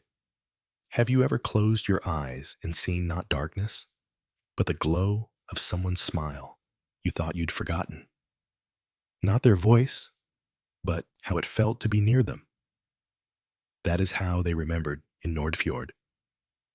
One child, Einar, began leaving notes under the stones he warmed, just small ones. One said, I miss the way you folded the laundry. Another, your spoon is still in the drawer. His mother asked why. He replied, so they'll know we're still living. The idea caught on. Soon others were doing the same. A boy left a drawing of his grandfather with a crooked hat. A woman left a single strand of red thread. A fisherman left a list of the week's tides, so his brother, lost to the sea, would not feel out of place. These were not offerings, not prayers, just inclusion. And when spring came and the path to the burial hill reappeared, they walked it slowly, carrying their notes, their stones, their silences. No grand ceremony marked the visit. They tucked their messages into the earth, where the roots would find them. They placed their warmed stones at the foot of each mound, not as a shield, but as an invitation. Runa, now old, sat at the edge of the hill on a small stool. She watched the village move with rhythm, with quiet, with love. She did not speak. She only pressed her hand into the soil beside her and closed her eyes. Later, someone would say they saw her lips moving, not in words, but in the same silent murmur the old ones used when remembering without pain. By then, Runa had passed into the hush herself. They kept her beside the fire for 9 nights, as they had done for all before. And on the last night, a child named Bryn, barely 4 winters old, stood beside her body and asked, can she still hear me? Her father knelt and said, she's not listening with ears anymore, just with warmth. The child considered this, then placed a small pine cone on Runa's chest. She always liked the smell, she whispered. And in that moment, the fire flared just once. No one moved. They simply watched it settle back into its steady rhythm, as if nothing had happened, and everything had. The wind tonight hums low through the rafters, like a cradle song sung by the dark itself. The fire does not crackle, but breathes, slow and long, and the shadows it casts do not flicker, but stretch and rest. Welcome back, soft-hearted traveler. The hush has not ended. The story still holds you. After Runa's passing, the village did not name a successor. No one even thought to. Her shawl was folded carefully and placed beside the hearth in her home, and her stool remained on the burial hill where she had last sat, worn smooth now by the passage of hands and weather. No one moved it. The snow would come, and then the melt, and the stool would remain, silent, waiting, listening. The season that followed was a strange one. The villagers called it the sleeping year, not because they slumbered more than usual, but because the world itself felt paused. The river ran slower, birds returned later, even the clouds seemed reluctant to move across the sky, and more than anything, there were no deaths, not one. Through frost and thaw, planting and harvest, the village stayed whole. Babies were born. Coughs were tended. Old knees ached, but no one slipped beneath the final veil. At first, they celebrated, quietly, thankful. But after the months stretched longer and longer, A restlessness began to settle, subtle and strange, as though the balance had shifted and something sacred had been forgotten. The lamps still burned, the stones were still warmed, but with no one to guide across the veil, the rituals felt suspended. One evening, Bryn, the little girl who had placed the pine cone on Runa's chest, asked her grandmother, "What happens if no one dies?" Her grandmother, who had grown up under Sigurd's stories, answered without hesitation, "Then the dead wait longer." And the child, in her wide-eyed way, nodded as though she understood something most grown hearts could not. So it was that the villagers began a new custom, something that had never been taught, but rose from the hush itself. They began remembering the long dead, not just the ones with fresh stones and stories still warm in the mouth, but the ones whose names had not been spoken in years, the ones whose faces lived only in faded cloth and softened carvings. They began holding sleep nights for the forgotten. Each home chose one name, sometimes passed down, sometimes found in Freya's writings or Elva's dream box. A name, a story, a lamp. And for one night, they brought that name to the hearth. They placed warmed stones in a shape, a circle, a spiral, a boat. They spoke the name aloud. They told what little was known, or imagined the rest. They offered food the person might have liked, sang lullabies that might once have been heard. It was not mourning. It was hospitality. "Come sleep here," they would say. "Just for tonight. We've kept the place warm for you." Have you ever whispered a name without knowing if it would be heard, and still felt comfort in the speaking of it? That was how it began. One by one, homes lit up with memory. It didn't matter that some of the names were guessed. Some were incomplete. A man named Torvin, maybe, a woman whose laugh lived in springtime. The point was not precision. The point was presence. And slowly, the air in the village shifted again. The fire seemed to breathe easier. Birdsong returned to the trees. And in the following season, when death did return, it came gently, like sleep after a long day. An elder named Isolf, who had lived through both plague and peace, passed in his chair as the bread cooled beside him. He had not been sick, just tired. His family found him smiling. They laid him near the fire and did as they always had. But something felt deeper now, like a sigh had been exhaled that had waited a full year to be released. The dead, they said, no longer had to wait alone. And so, the practice remained. Every season that followed the sleeping year, each household held one memory night. Not always for a recent loss, not always for a person. Sometimes they remembered a dog, a tree, a long-lost scarf, whatever had once carried warmth and had since gone missing. The point was to offer it a night's rest. And for the first time, grief was not the only guest at the fire. Longing came too, and joy, and the laughter of recalling something that made no sense but still mattered.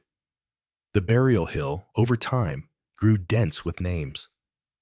Some mounds had stone markers, others only wooden ones, worn down by weather, moss-covered, leaning. And still, each year, the people made the walk, with stones in hand, cloth in baskets, stories in their breath. They no longer needed someone to lead them. The path was carved in their souls. Children raced ahead, as they always did. Elders walked slow, and somewhere in the middle were those in between, still learning how to grieve, still learning how to remember. It was on one of these walks that something unusual happened. A child, Bryn's youngest niece, now full of questions and wind-tangled hair, paused at the edge of the path. She knelt beside an unmarked place and placed a small stone, without being told. Her mother caught up and asked, "Who was that for?" And the child, not looking up, said, "The one we forgot." They did not remove the stone. They added to it.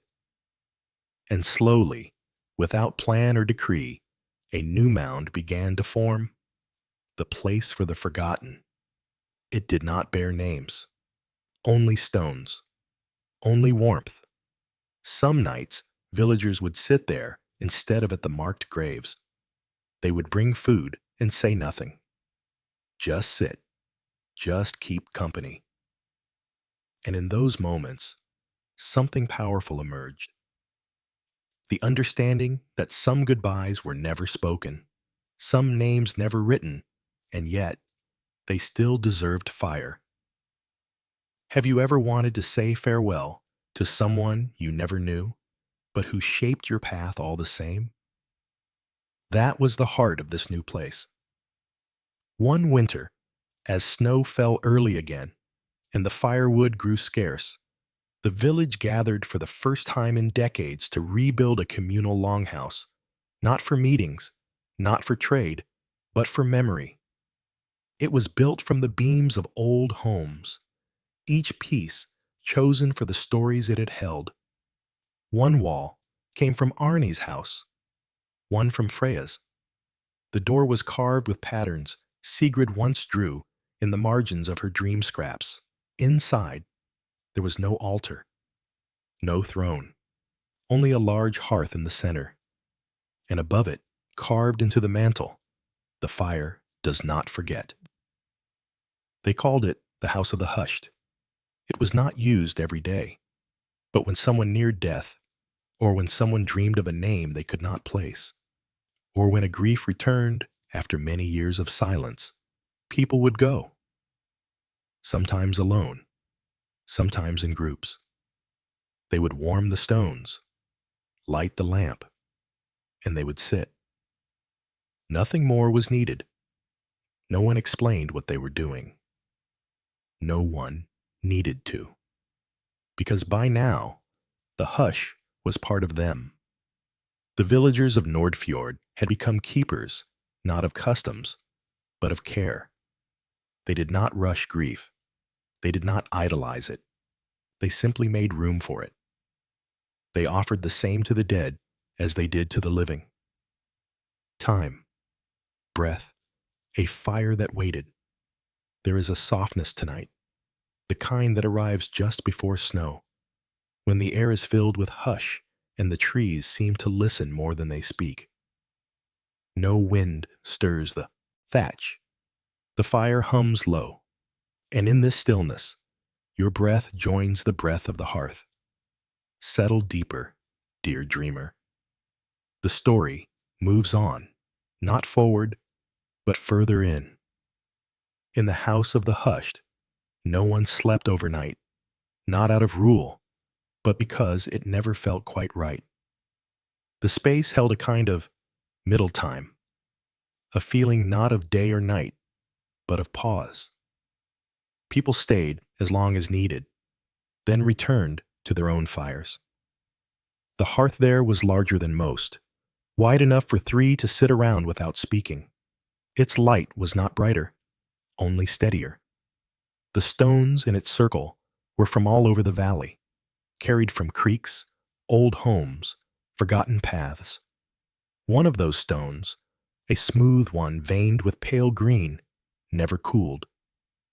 It was noticed first by a boy named Mattis, who had brought it in from the riverside and set it near the hearth one cold evening. He had placed it beside the others, then returned the next day to find it still warm, even after the fire had long since died.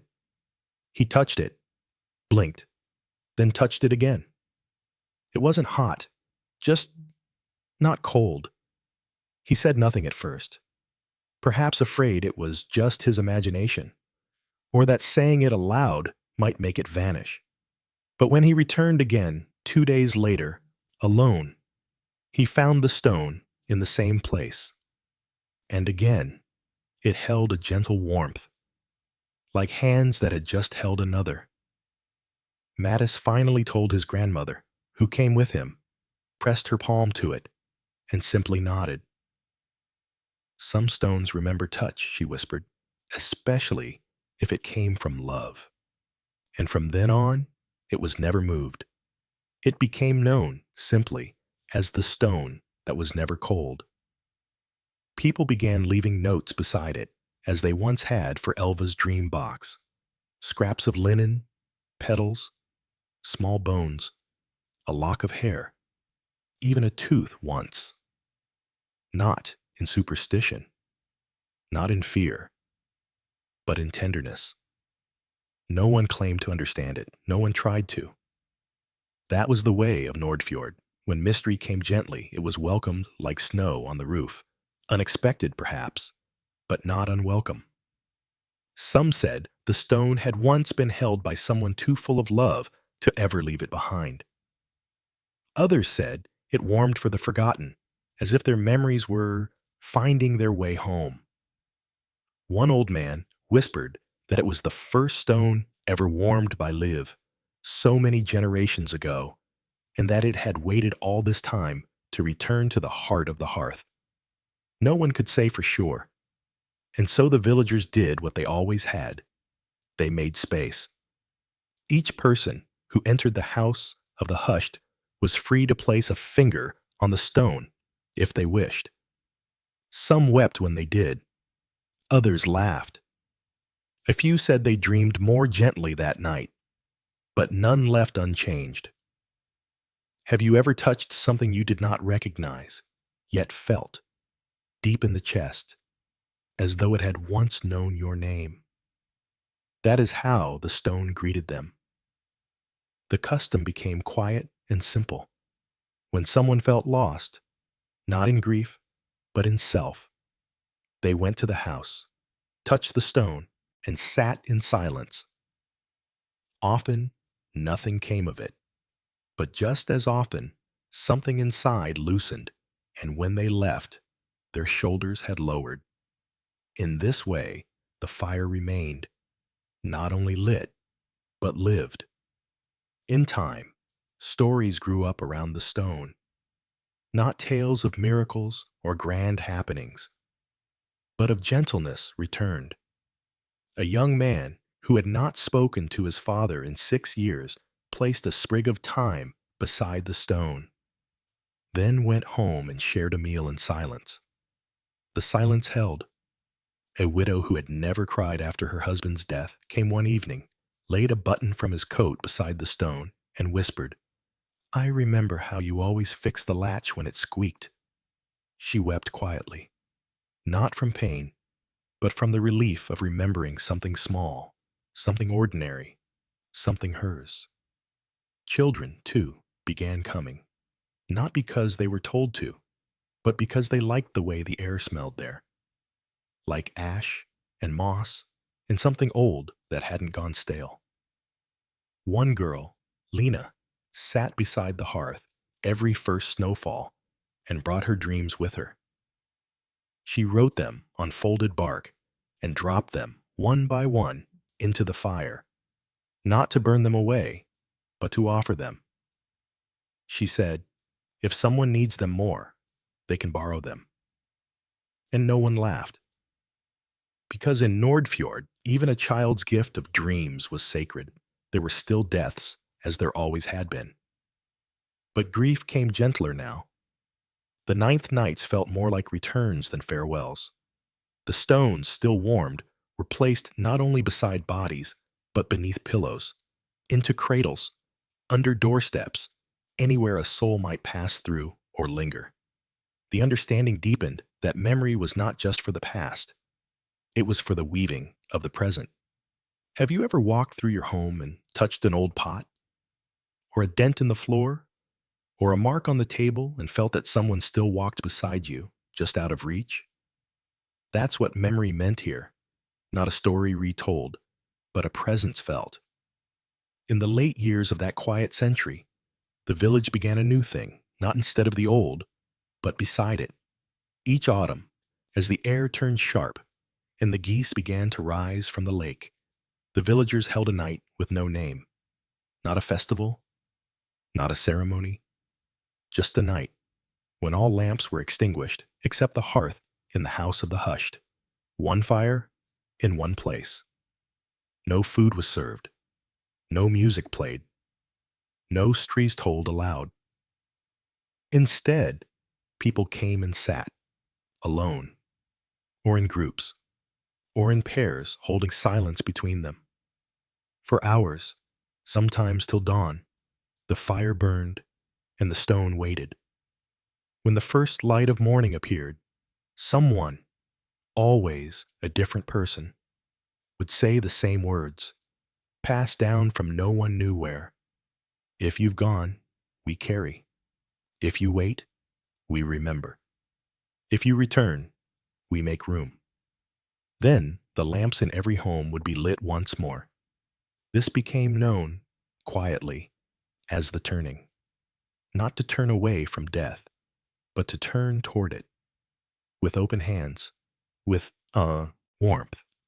Some years, nothing changed afterward. Other years, someone would die in the days that followed, or someone would dream of a name long forgotten, or a child would be born. No one claimed connection, but no one denied it either. In Nordfjord, even silence had seasons, and the fire kept its shape, and the stone never cooled. The frost tonight has not yet touched the ground, but the air tastes of something coming, something cold, yes, but also clean. The trees creak softly, not in complaint, but in memory, and the fire glows low and deep, as if remembering something for you. Lean back once more, soft listener, for the path is still unfolding, and the hush has not yet let go of its last breath. After many years of the turning, after the children who once touched the stone that never cooled had grown into elders themselves, a new wind began to pass through Nordfjord, not loud, but steady. It came not from the sea or the mountains, but from beyond even those, from the roads and ports where the world changed faster than the land could follow. People were traveling more. Letters arrived in ink instead of ash. Maps were drawn by those who had never felt the shape of a hill beneath their feet. And with this wind came a question that had not been asked in many generations. Why do you still do these things? It was not asked cruelly, but it came with a kind of distance, a tilt of the head, a narrowing of the eyes that spoke of calendars and clocks and the weight of new reason.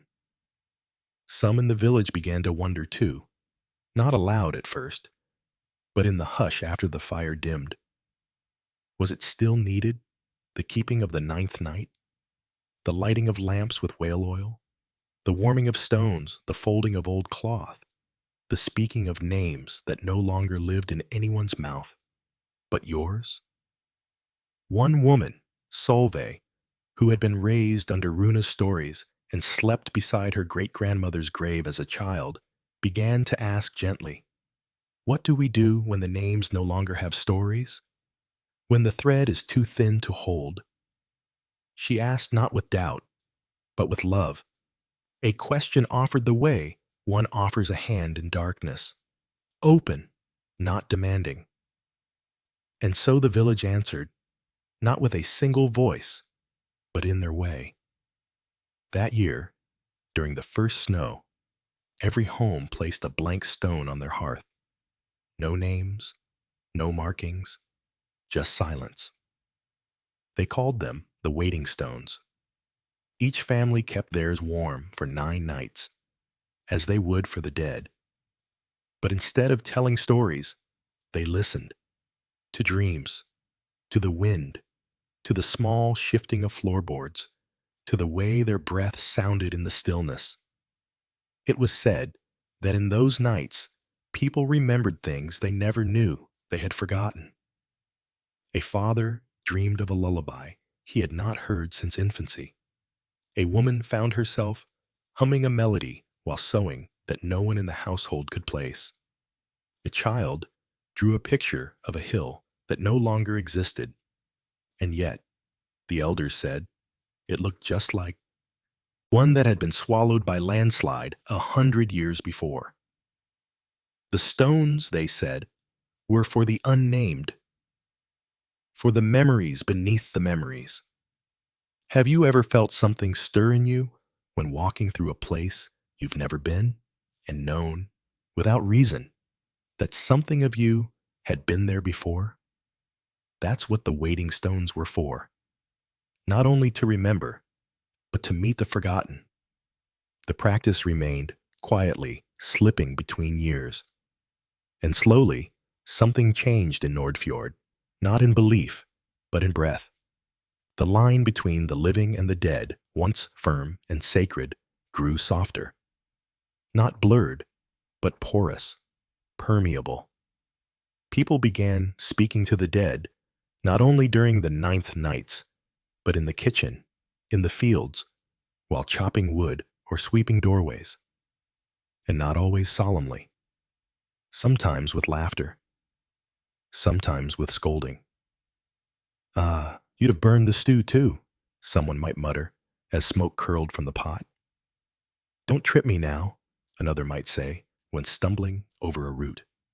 There was no fear in it, only familiarity. It was no longer about keeping the dead near.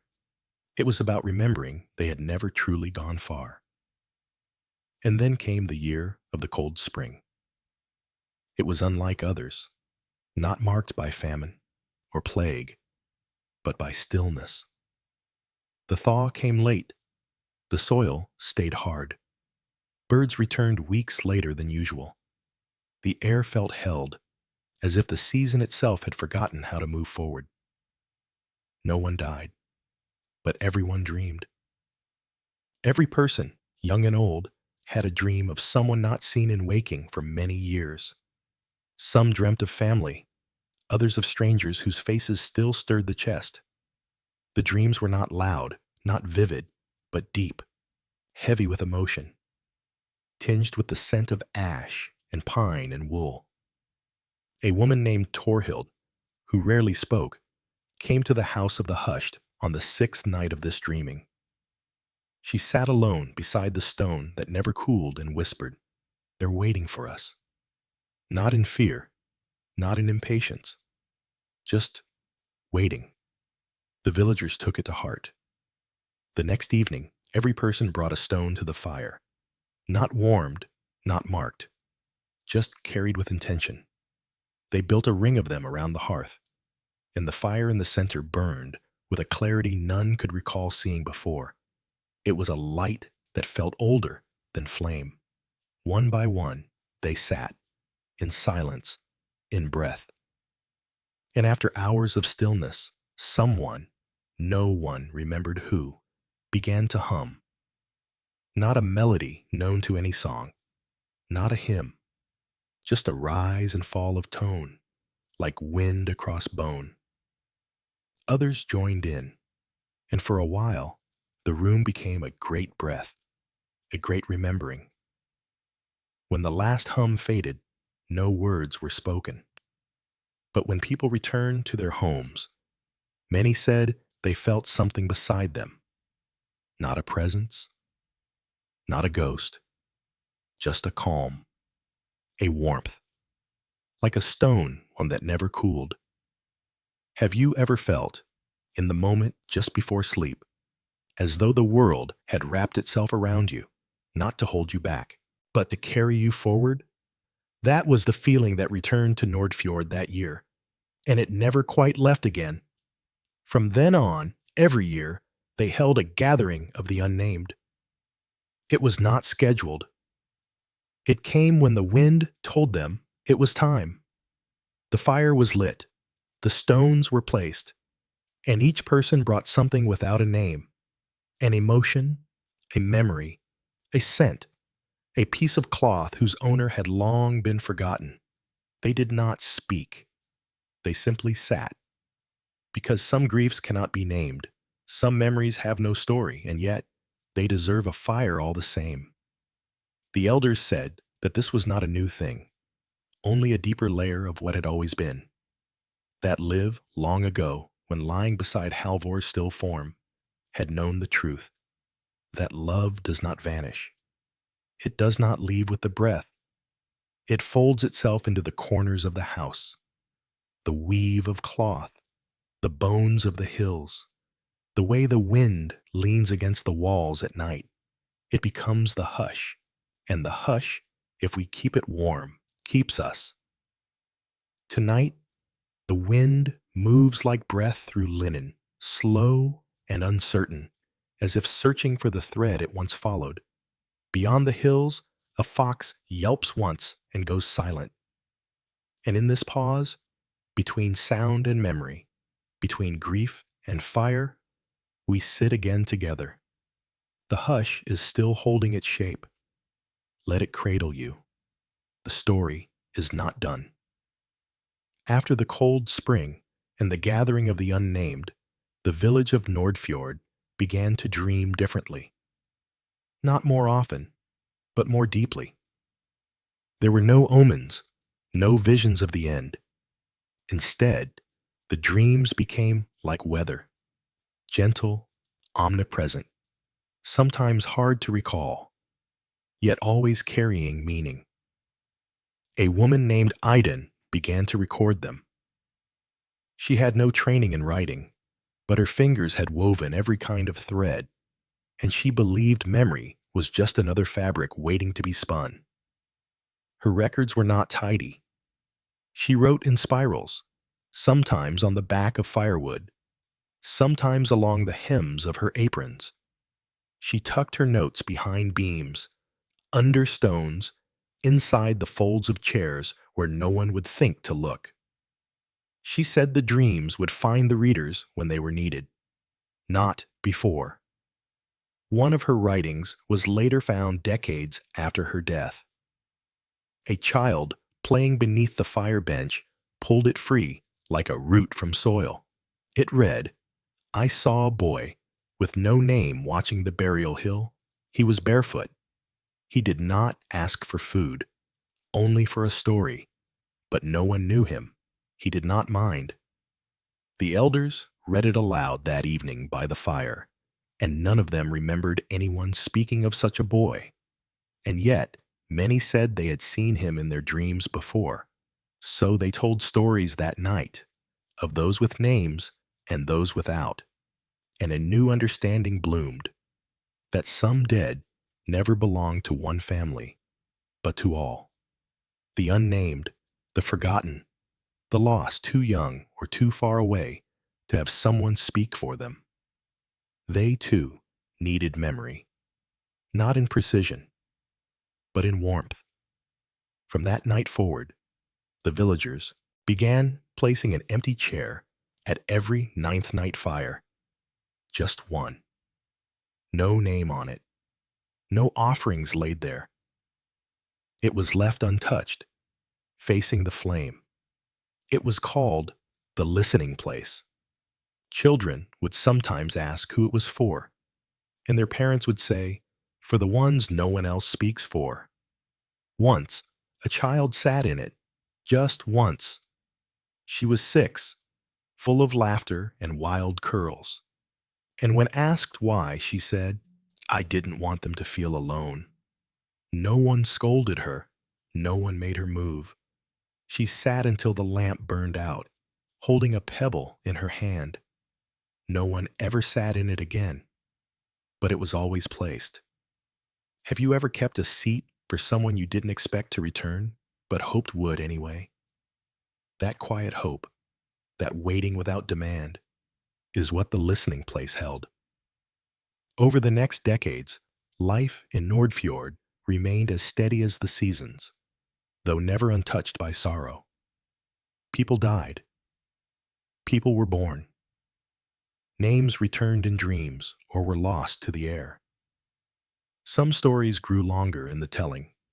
Others shrank into a single word, spoken gently at twilight. But the customs held. The lamps still burned. The stones still warmed. And now, in the quiet corners of the house of the hushed, children began placing bells. Small ones, some carved of bone, others forged from tin or folded from copper. They were not meant to ring. That was the rule. Unspoken, but firm. The bells were to remain still. A bell that rang was a bell disturbed.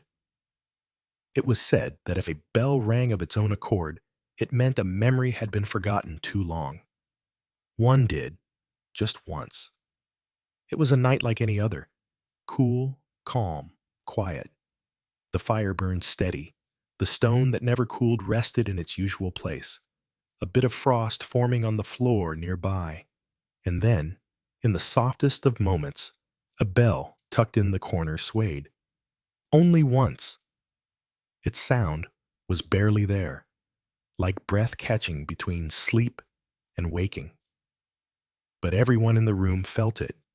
The hush became sharper. Someone rose, walked to the bell, and sat beside it. "I don't know who you were," she whispered, "but I will remember you now." She stayed the night, tending a fire that did not flicker. When she left the next morning, she tied a red thread around the bell's loop. From that day forward, any bell that rang on its own was marked with a red thread. It became a calling, not of ghosts, but of memory returning, of something long unheld, asking once more to be kept. The village never tried to explain these things to outsiders anymore. There had been a time, decades, maybe centuries past, when visitors had come with questions, with notebooks, with ideas of translation. But now, those who came not to observe. They came to grieve, to remember, to sit beside a fire that did not ask them for a name.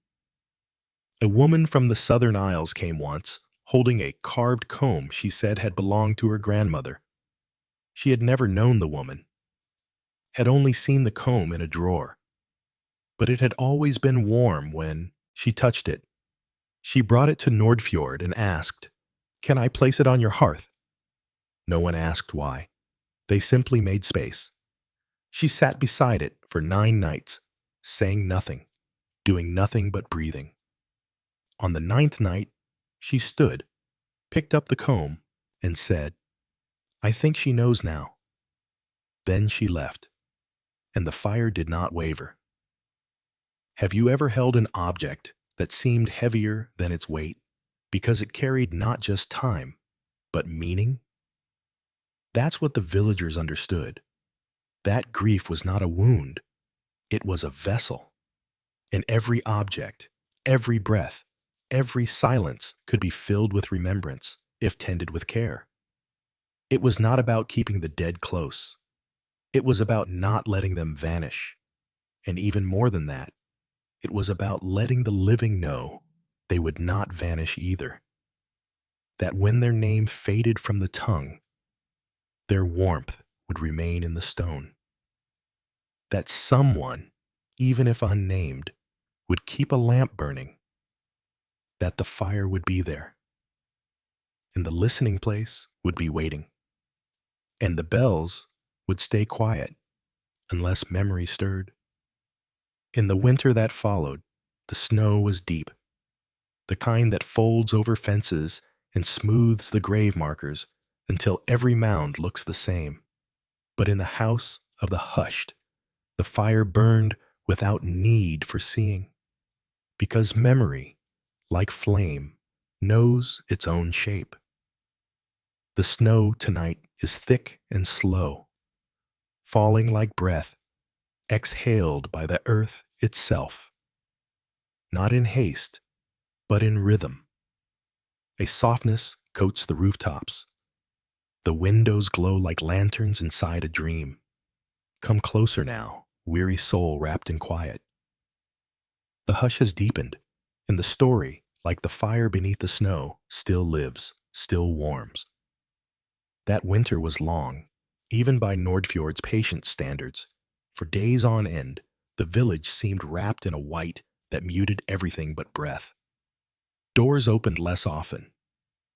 The paths between houses became tunnels. The stream froze so thoroughly that children walked across it without worry, chasing whispers of their own reflections. And through all of it, the house of the hushed remained. Its fire burned lower than usual, not for lack of fuel, but because something in the season seemed to ask for less flame and more ember. The bells were quiet. The stone that never cooled sat untouched, as though waiting not to be remembered, but to remember. During one of those long nights, when the moon hung low like a lamp just beginning to dim, a boy named Hal came alone to the house. He was 12, tall for his age, with hands that fidgeted even when he tried to be still. His grandfather had passed the summer before, but Hal hadn't said goodbye. Not really. He'd been angry then, not because his grandfather died, but because no one had let him sit beside the body. They'd said he was too young, that it would upset him, that grief was a weight best carried by older hands. So he'd watched from the doorway, teeth clenched, and listened to the silence beyond the fire. But the silence had never left him. It followed him into his sleep. It hovered behind his questions. It waited, heavy and unsaid. And now, half a year later, the hush had called him back. He entered the house of the hushed and sat beside the fire. No one else was there. Only the red-threaded bells and the stone that never cooled. Hal did not light a lamp. He did not bring a stone. He brought only a glove, his grandfather's, worn soft at the wrist and stained with pine tar. He placed it on the hearth and stared at it for a long time.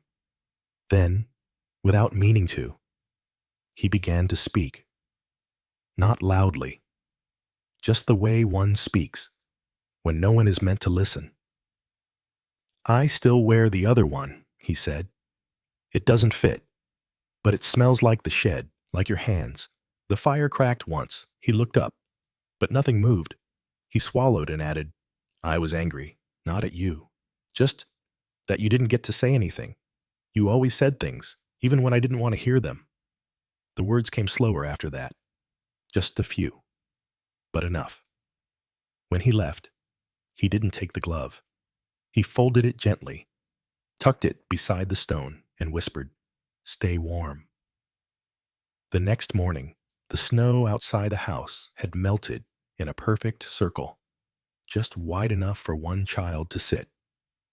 No one questioned it. In the days that followed, more villagers came.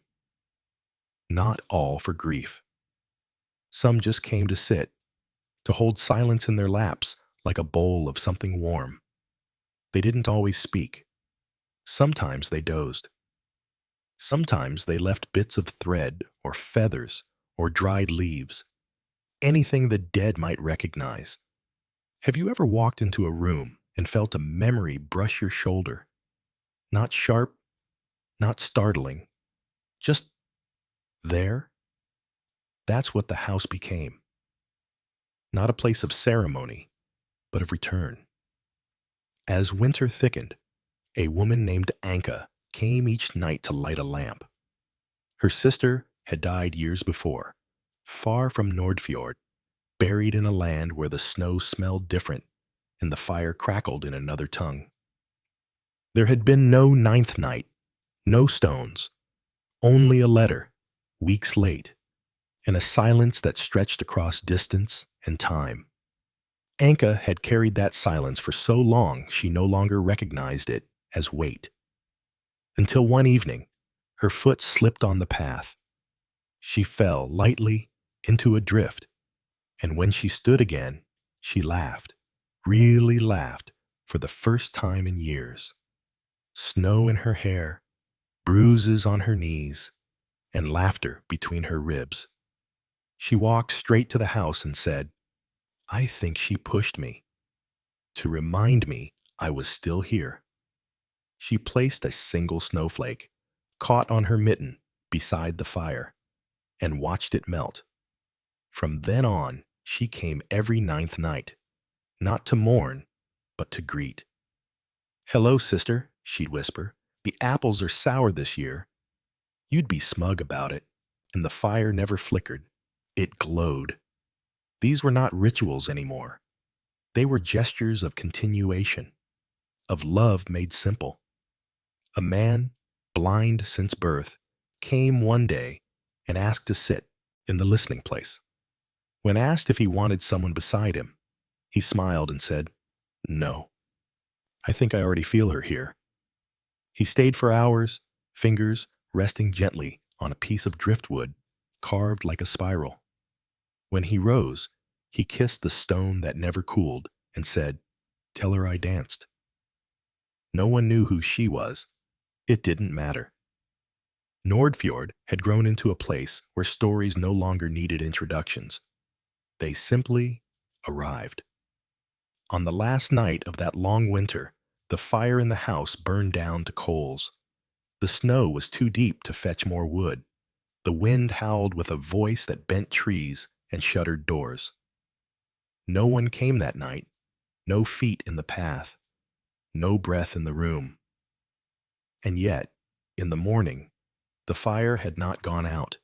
It smoldered, low and golden. A note lay beside the stone that never cooled, written in charcoal on birch bark. "Thank you for keeping me warm." No one claimed to have written it, but all agreed it had been needed, and so the fire was fed again, gently, slowly, because it had waited. A fog hangs over the village tonight, not heavy, not thick, just enough to soften edges. The kind of fog that quiets the world without asking. Above it, stars still burn, steady and cold. But down here, close to the earth, everything feels like a breath held for just one moment longer. Come closer, tender listener. The hush still waits, and the story hasn't forgotten you. By the time the fog lifted that spring, something had changed in Nordfjord, though nothing was said aloud. The children noticed first, not through words, but through the way their feet felt softer on the ground, the way stone stayed warm longer, the way their dreams carried the scent of old wood smoke even after waking. It wasn't that the dead were closer. It was that the village had stopped thinking of them as elsewhere. You could feel it in the pauses between sentences, in the way a door was closed more gently, in the way people turned to speak to a room after someone had left, just in case a memory lingered behind. A boy named Jens, who rarely spoke at all, began humming the same 3 notes every evening beside the fire. Just 3. Up, down, then up again. No one taught him. He said it came from a dream. An elder named Solveig, who once wrote prayers into the hems of her sleeves, whispered, "That was my brother's lullaby. I haven't heard it in 60 years." Jens didn't blink. He just kept humming. More and more, the hush became not something done, but something shared. A kind of living presence braided into everyday things. Cloth was folded with more care. Firewood was stacked in silence. Children began to write names in the frost on windows before wiping it away. Not to mark, but to acknowledge. That year, no new rituals were created. Instead, the old ones deepened, without instruction, without design. It began when a girl named Carrie returned from a walk through the birch grove carrying a piece of red thread. She held it up and said, "I didn't bring this, but it was tied around my braid when I left." Her mother untied it, held it in her palm, and nodded. They didn't speak of it again. But soon, red thread began to appear everywhere, woven into corners of blankets, left under pillows, braided into the manes of horses, not as decoration, as presents. Someone began tying red thread to the doorways of those who had lost someone that year, quietly, at night. No one knew who. The thread never remained longer than 9 days. And then, just as quietly, it disappeared. At first, People tried to guess who was doing it, then they stopped. It felt better not to know, because somehow that mystery, tender and anonymous, felt like the work of the hush itself. Have you ever been comforted not by a word, but by the way someone didn't ask a question? By the way they let the silence hold? That's what the red thread became. A way of saying, we see you, even in your quiet. In the house of the hushed, the fire was fed less often now, not out of neglect, but because it burned longer than it once did. Some believed the stone that never cooled had begun to give off a heat of its own, slow and even, like breath from a sleeping chest. And there was something else. The bells began to ring again, not loudly, not often, but enough, always one at a time, always once, and always when the room was still. No one ever caught them in motion. You would hear the chime, turn your head, and the bell would be perfectly still, a sound that lived just long enough to be remembered. Some said the dead were asking to be called by name again. Others said they were just reminding the living to speak more softly. Either way, no one ignored them. Each chime was answered, not with fear, but with light. A lamp would be lit, a stone warmed, a story told, even if no one remembered the ending. One winter, a bell rang 3 nights in a row. A woman named Una, who had long stopped speaking aloud since her son's passing, brought a smooth river stone to the hearth on the 4th night and placed it down without a word. The next morning, her neighbors found small red threads woven into the handles of their water buckets. No one asked, but everyone carried water more carefully that week, because when grief moved through the village, it moved like mist, seen, yes, but more often felt. It was said that Nordfjord had no priests, but that was not true. Everyone there had become one in their own way, not by title, but by tenderness, by the way they lit lamps not for themselves, but for those passing near, by the way they waited at thresholds just a moment longer, so that if a memory was following, it wouldn't be left behind. Have you ever entered a room and felt as though someone had made space for you without knowing you were coming? That was the way of the hush. And so, the fire burned on.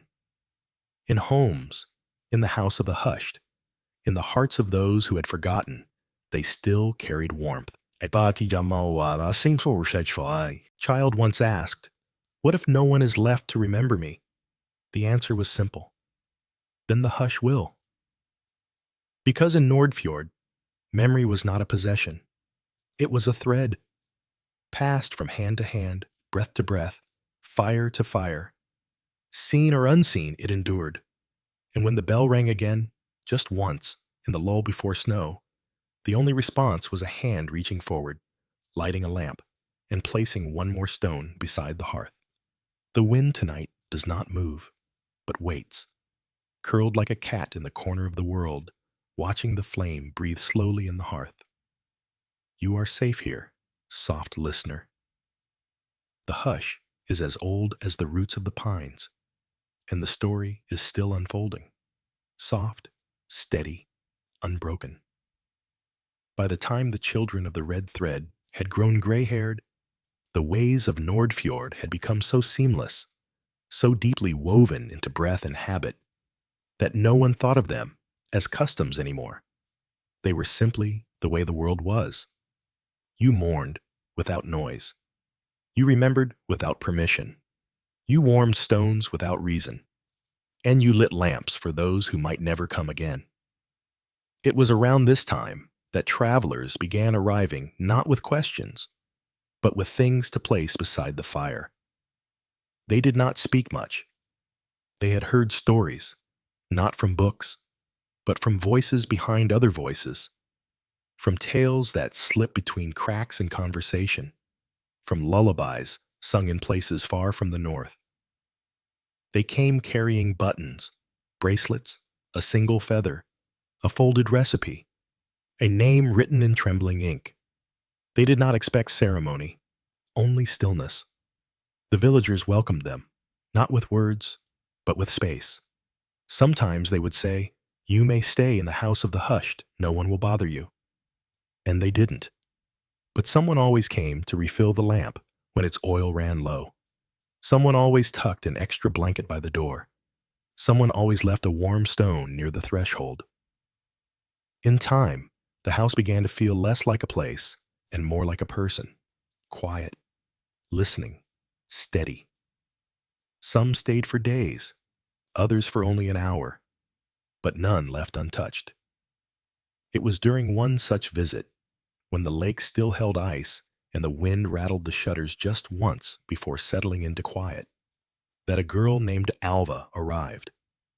She came from far to the south. Her speech was slow, thoughtful, as though translated from another language in her chest. She carried a scarf, wool, faded, mended many times. She said nothing as she placed it beside the hearth. Then she sat in the listening place. For 9 nights, she returned. She never spoke. She only sat with her hands folded in her lap, her eyes on the coals. On the 9th night, she left the scarf. When asked, quietly, gently, just once, who it belonged to, she only smiled and said, "It remembers." That was enough. The scarf remained in the house, folded, resting beside the stone that never cooled. And on especially cold nights, when the wind whispered louder than usual, someone always found it and draped it around their shoulders, not to warm themselves, but to carry someone else's remembering for a little while. That winter, many of the old things began to show signs of time. The hearthstones cracked. The beam above the fire split in one long, silent stretch during a snowstorm. The door creaked even when shut. For a moment, some feared the house would fall, but the villagers did not rebuild it. They tended it. They mended. They braced. They whispered into the cracks.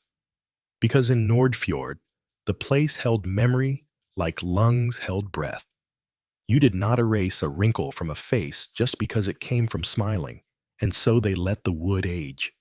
They let the stones lean. They wrapped the cracked beam in red thread and called it the remembering line. Children touched it when they entered, and no one told them not to. Have you ever leaned your forehead against something older than you and felt it hum, not in sound, but in a kind of knowing? That was what the remembering line held.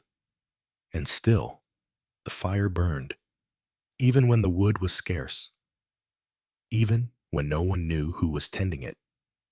It was said that on the coldest nights, the hush itself would reach out and place one more log, one more coal, one more breath of warmth.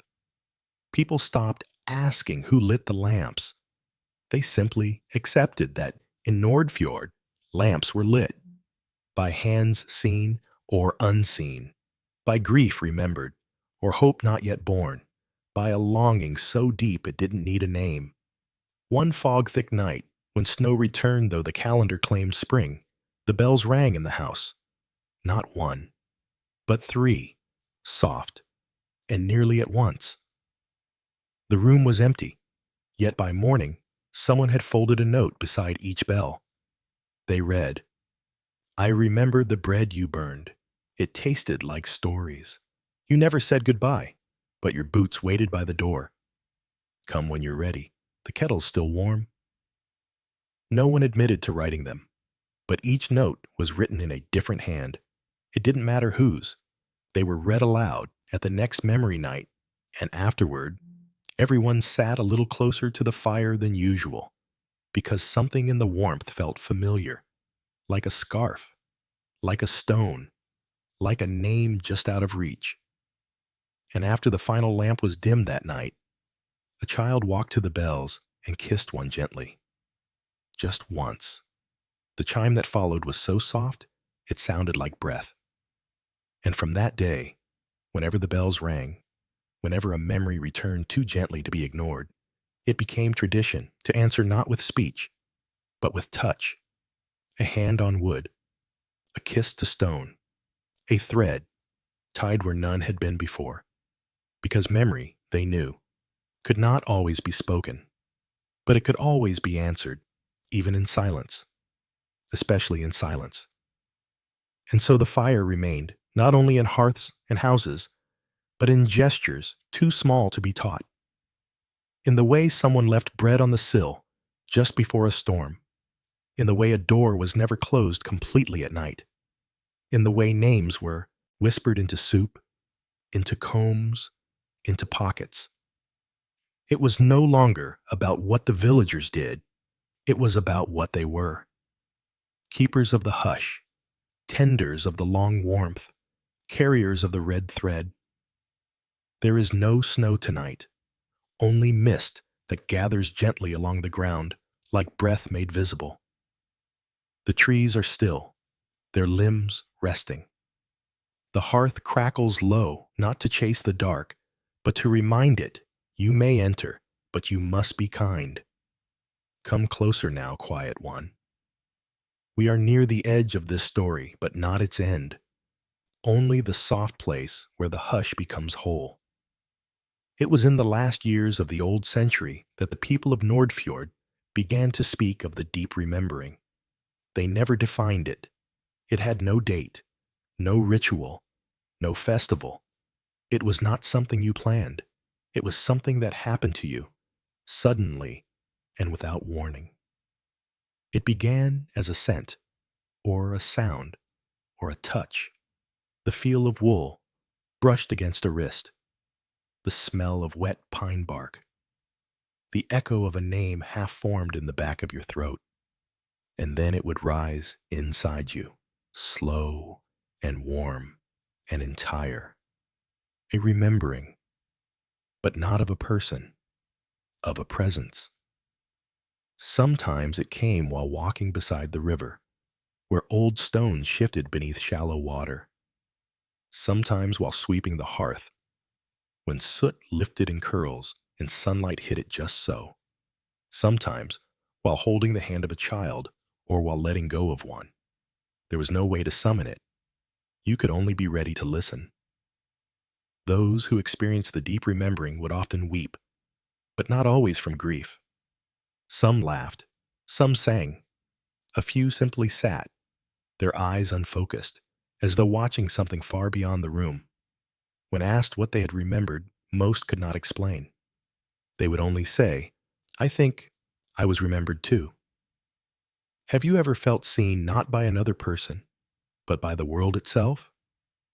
By the wind, the floor beneath your feet, the smell of bread rising, the crack in the beam above your head?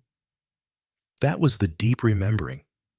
It was not about keeping the past alive. It was about knowing you were never separate from it. Even as it faded, it carried you.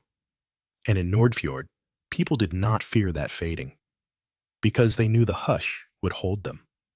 The hush that came not with death, but with care, with lamps that lit without asking, with stones that warmed without fire, with bells that rang only once and only when they must.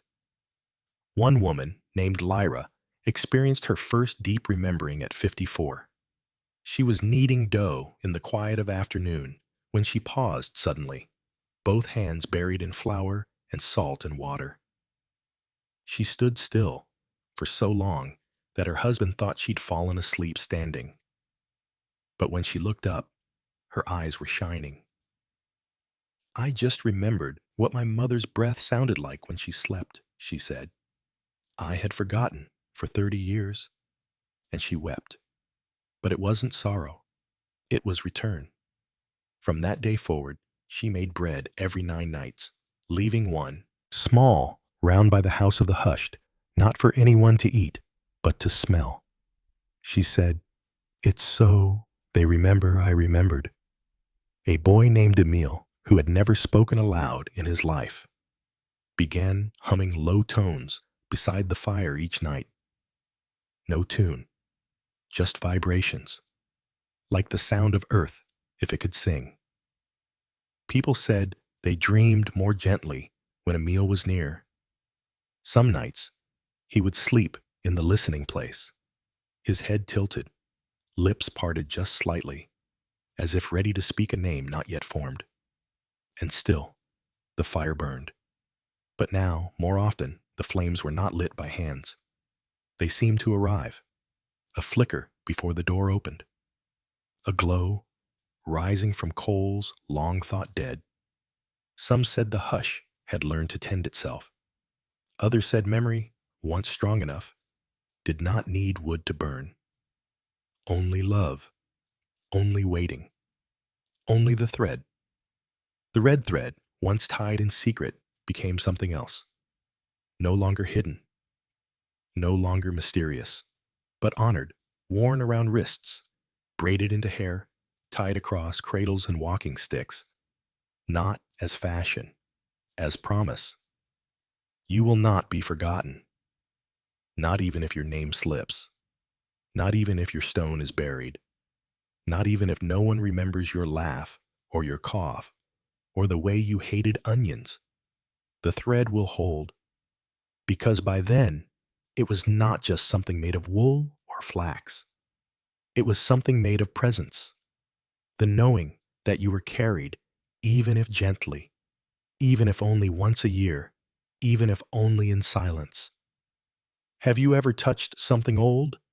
A page, a doorframe, a cup, and known, without question, that it had once loved someone? That's what the thread became. And so, when the time came, because it always comes, when the eldest in the village, an old man named Bren, lay beside the hearth and closed his eyes for the last time, there was no mourning, only tending. 9 nights, 9 stories, 9 moments of stillness that felt like a breath held between stars. On the 10th night, the bells rang, 3 altogether, and then silence. Not empty, full. Later that night, a girl named Ys, who had only seen 5 winters, sat beside the fire, blinking slowly, her head heavy with sleep. She tugged gently at her mother's sleeve. "I think the fire is full now," she said. Her mother leaned down. "Full of what?" Ys closed her eyes.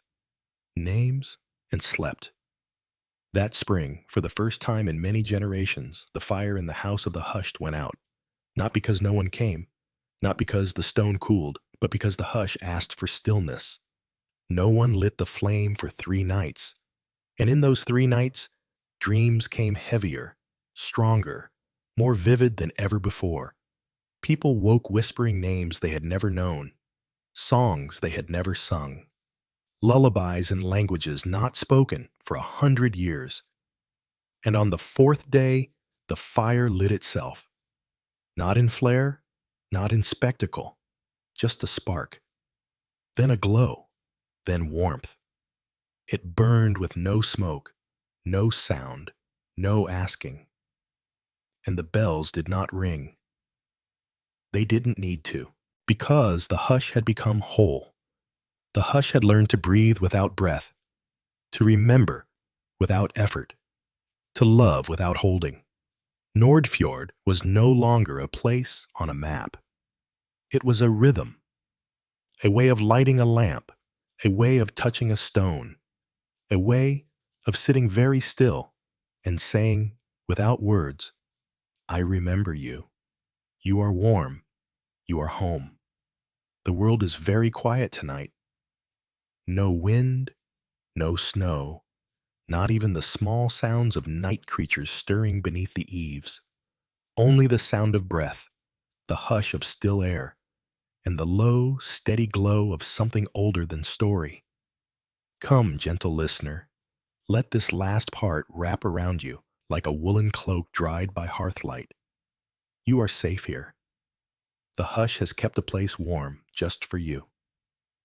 It had been many years since anyone had spoken of death with finality in Nordfjord, not because they feared it less, but because they had come to understand it differently. It was no longer the end of a person. It was the beginning of their becoming part of everything else. The way a flame becomes smoke, and smoke becomes scent, and scent becomes memory, held not by the mind, but by the bones of the house, the worn hands of a friend. the way someone folds a blanket in silence. There were still burials, still ninth nights, still lamps lit, and stones warmed, and red threads tied to cradles and doorways. But now, these things were done not to prevent forgetting, but to participate in remembering, to stand within the long braid of memory and add one more strand. The house of the hushed still stood, though by now its beams leaned heavily and the roof sagged like the shoulders of someone very old and very kind.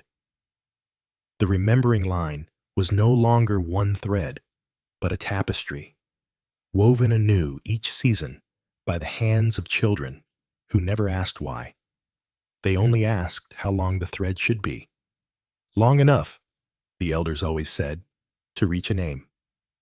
The stone that never cooled still sat in its place, smooth as river glass, still warm to the touch, even on the coldest nights. By now, no one could remember who first placed it there, but all agreed it had always been waiting. And the bells? Oh, they rang sometimes, gently, but less than before. Because the remembering no longer waited for sound. It was already inside everything. It was in the way people set the table for one more than they needed. It was in the way someone might pause at the threshold before entering their home, just long enough to let a soul catch up. It was in the way laughter lingered a few heartbeats longer than expected, as if someone just outside the room was laughing too. Have you ever stood at your own doorway and felt the presence of someone who once stood there long ago? Not as a ghost, but as a weight in the wood, a warmth in the hinges, a scent of wool and old stories? That was the way of Nordfjord now.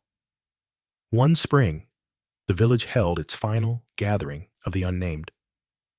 Not because it was no longer needed, but because the hush had woven itself so fully into life that even the unnamed were never truly lost.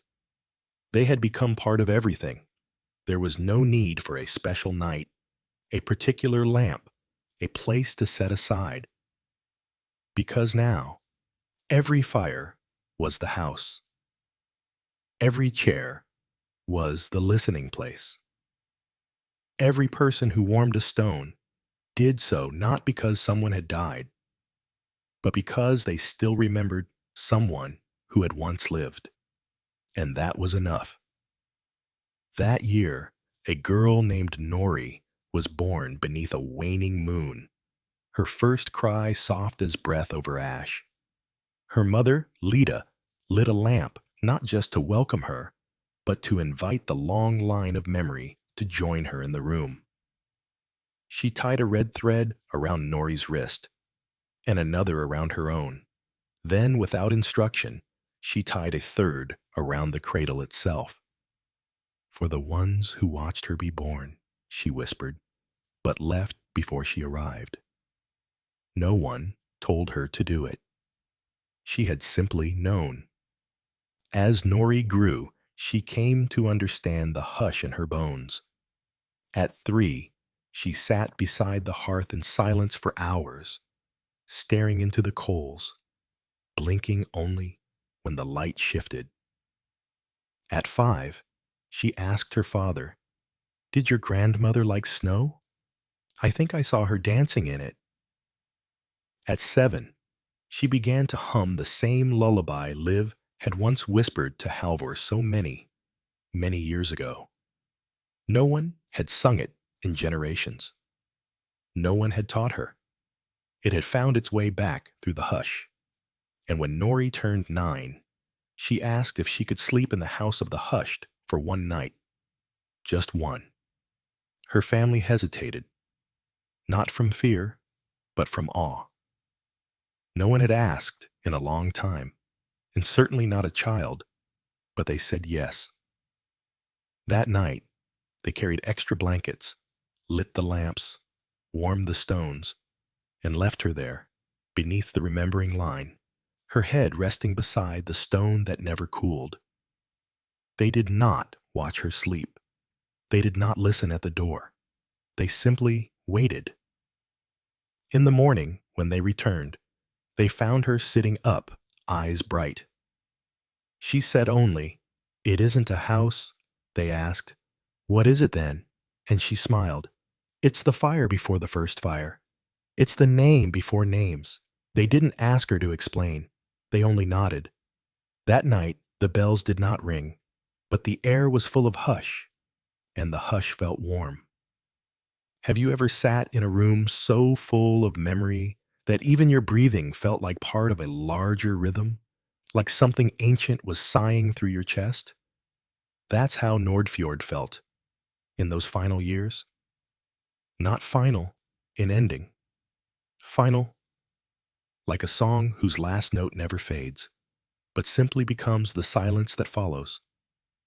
There were no more stories written down, no more names carved into stone, no more rituals taught. Because now, everything was ritual. A child tying her boots in silence. A woman stirring soup counterclockwise for reasons she no longer remembered. A man pausing before knocking, as if someone else were already inside. These were the new hushes. And still, the fire burned, though no one lit it, though no wood was placed, though the coals, if touched, would feel only cool. It burned, not as heat, but as presence, as warmth between people, as memory that lived without flame. And so, the hush came to live not just in the house, or the hill, or the longhouse walls, but in the way the village exhaled each night, as if breathing out every soul it had ever held, and trusting the dark to keep them. No one feared the fire going out, because they knew now. The fire had never been in the hearth at all. It had always been in the remembering, in the lighting of the lamp, in the whisper of the name, in the way you paused before sleep and said, whether aloud or not, "I carry you still." And that was the end of the story. But only in words, because the hush does not end. It only waits.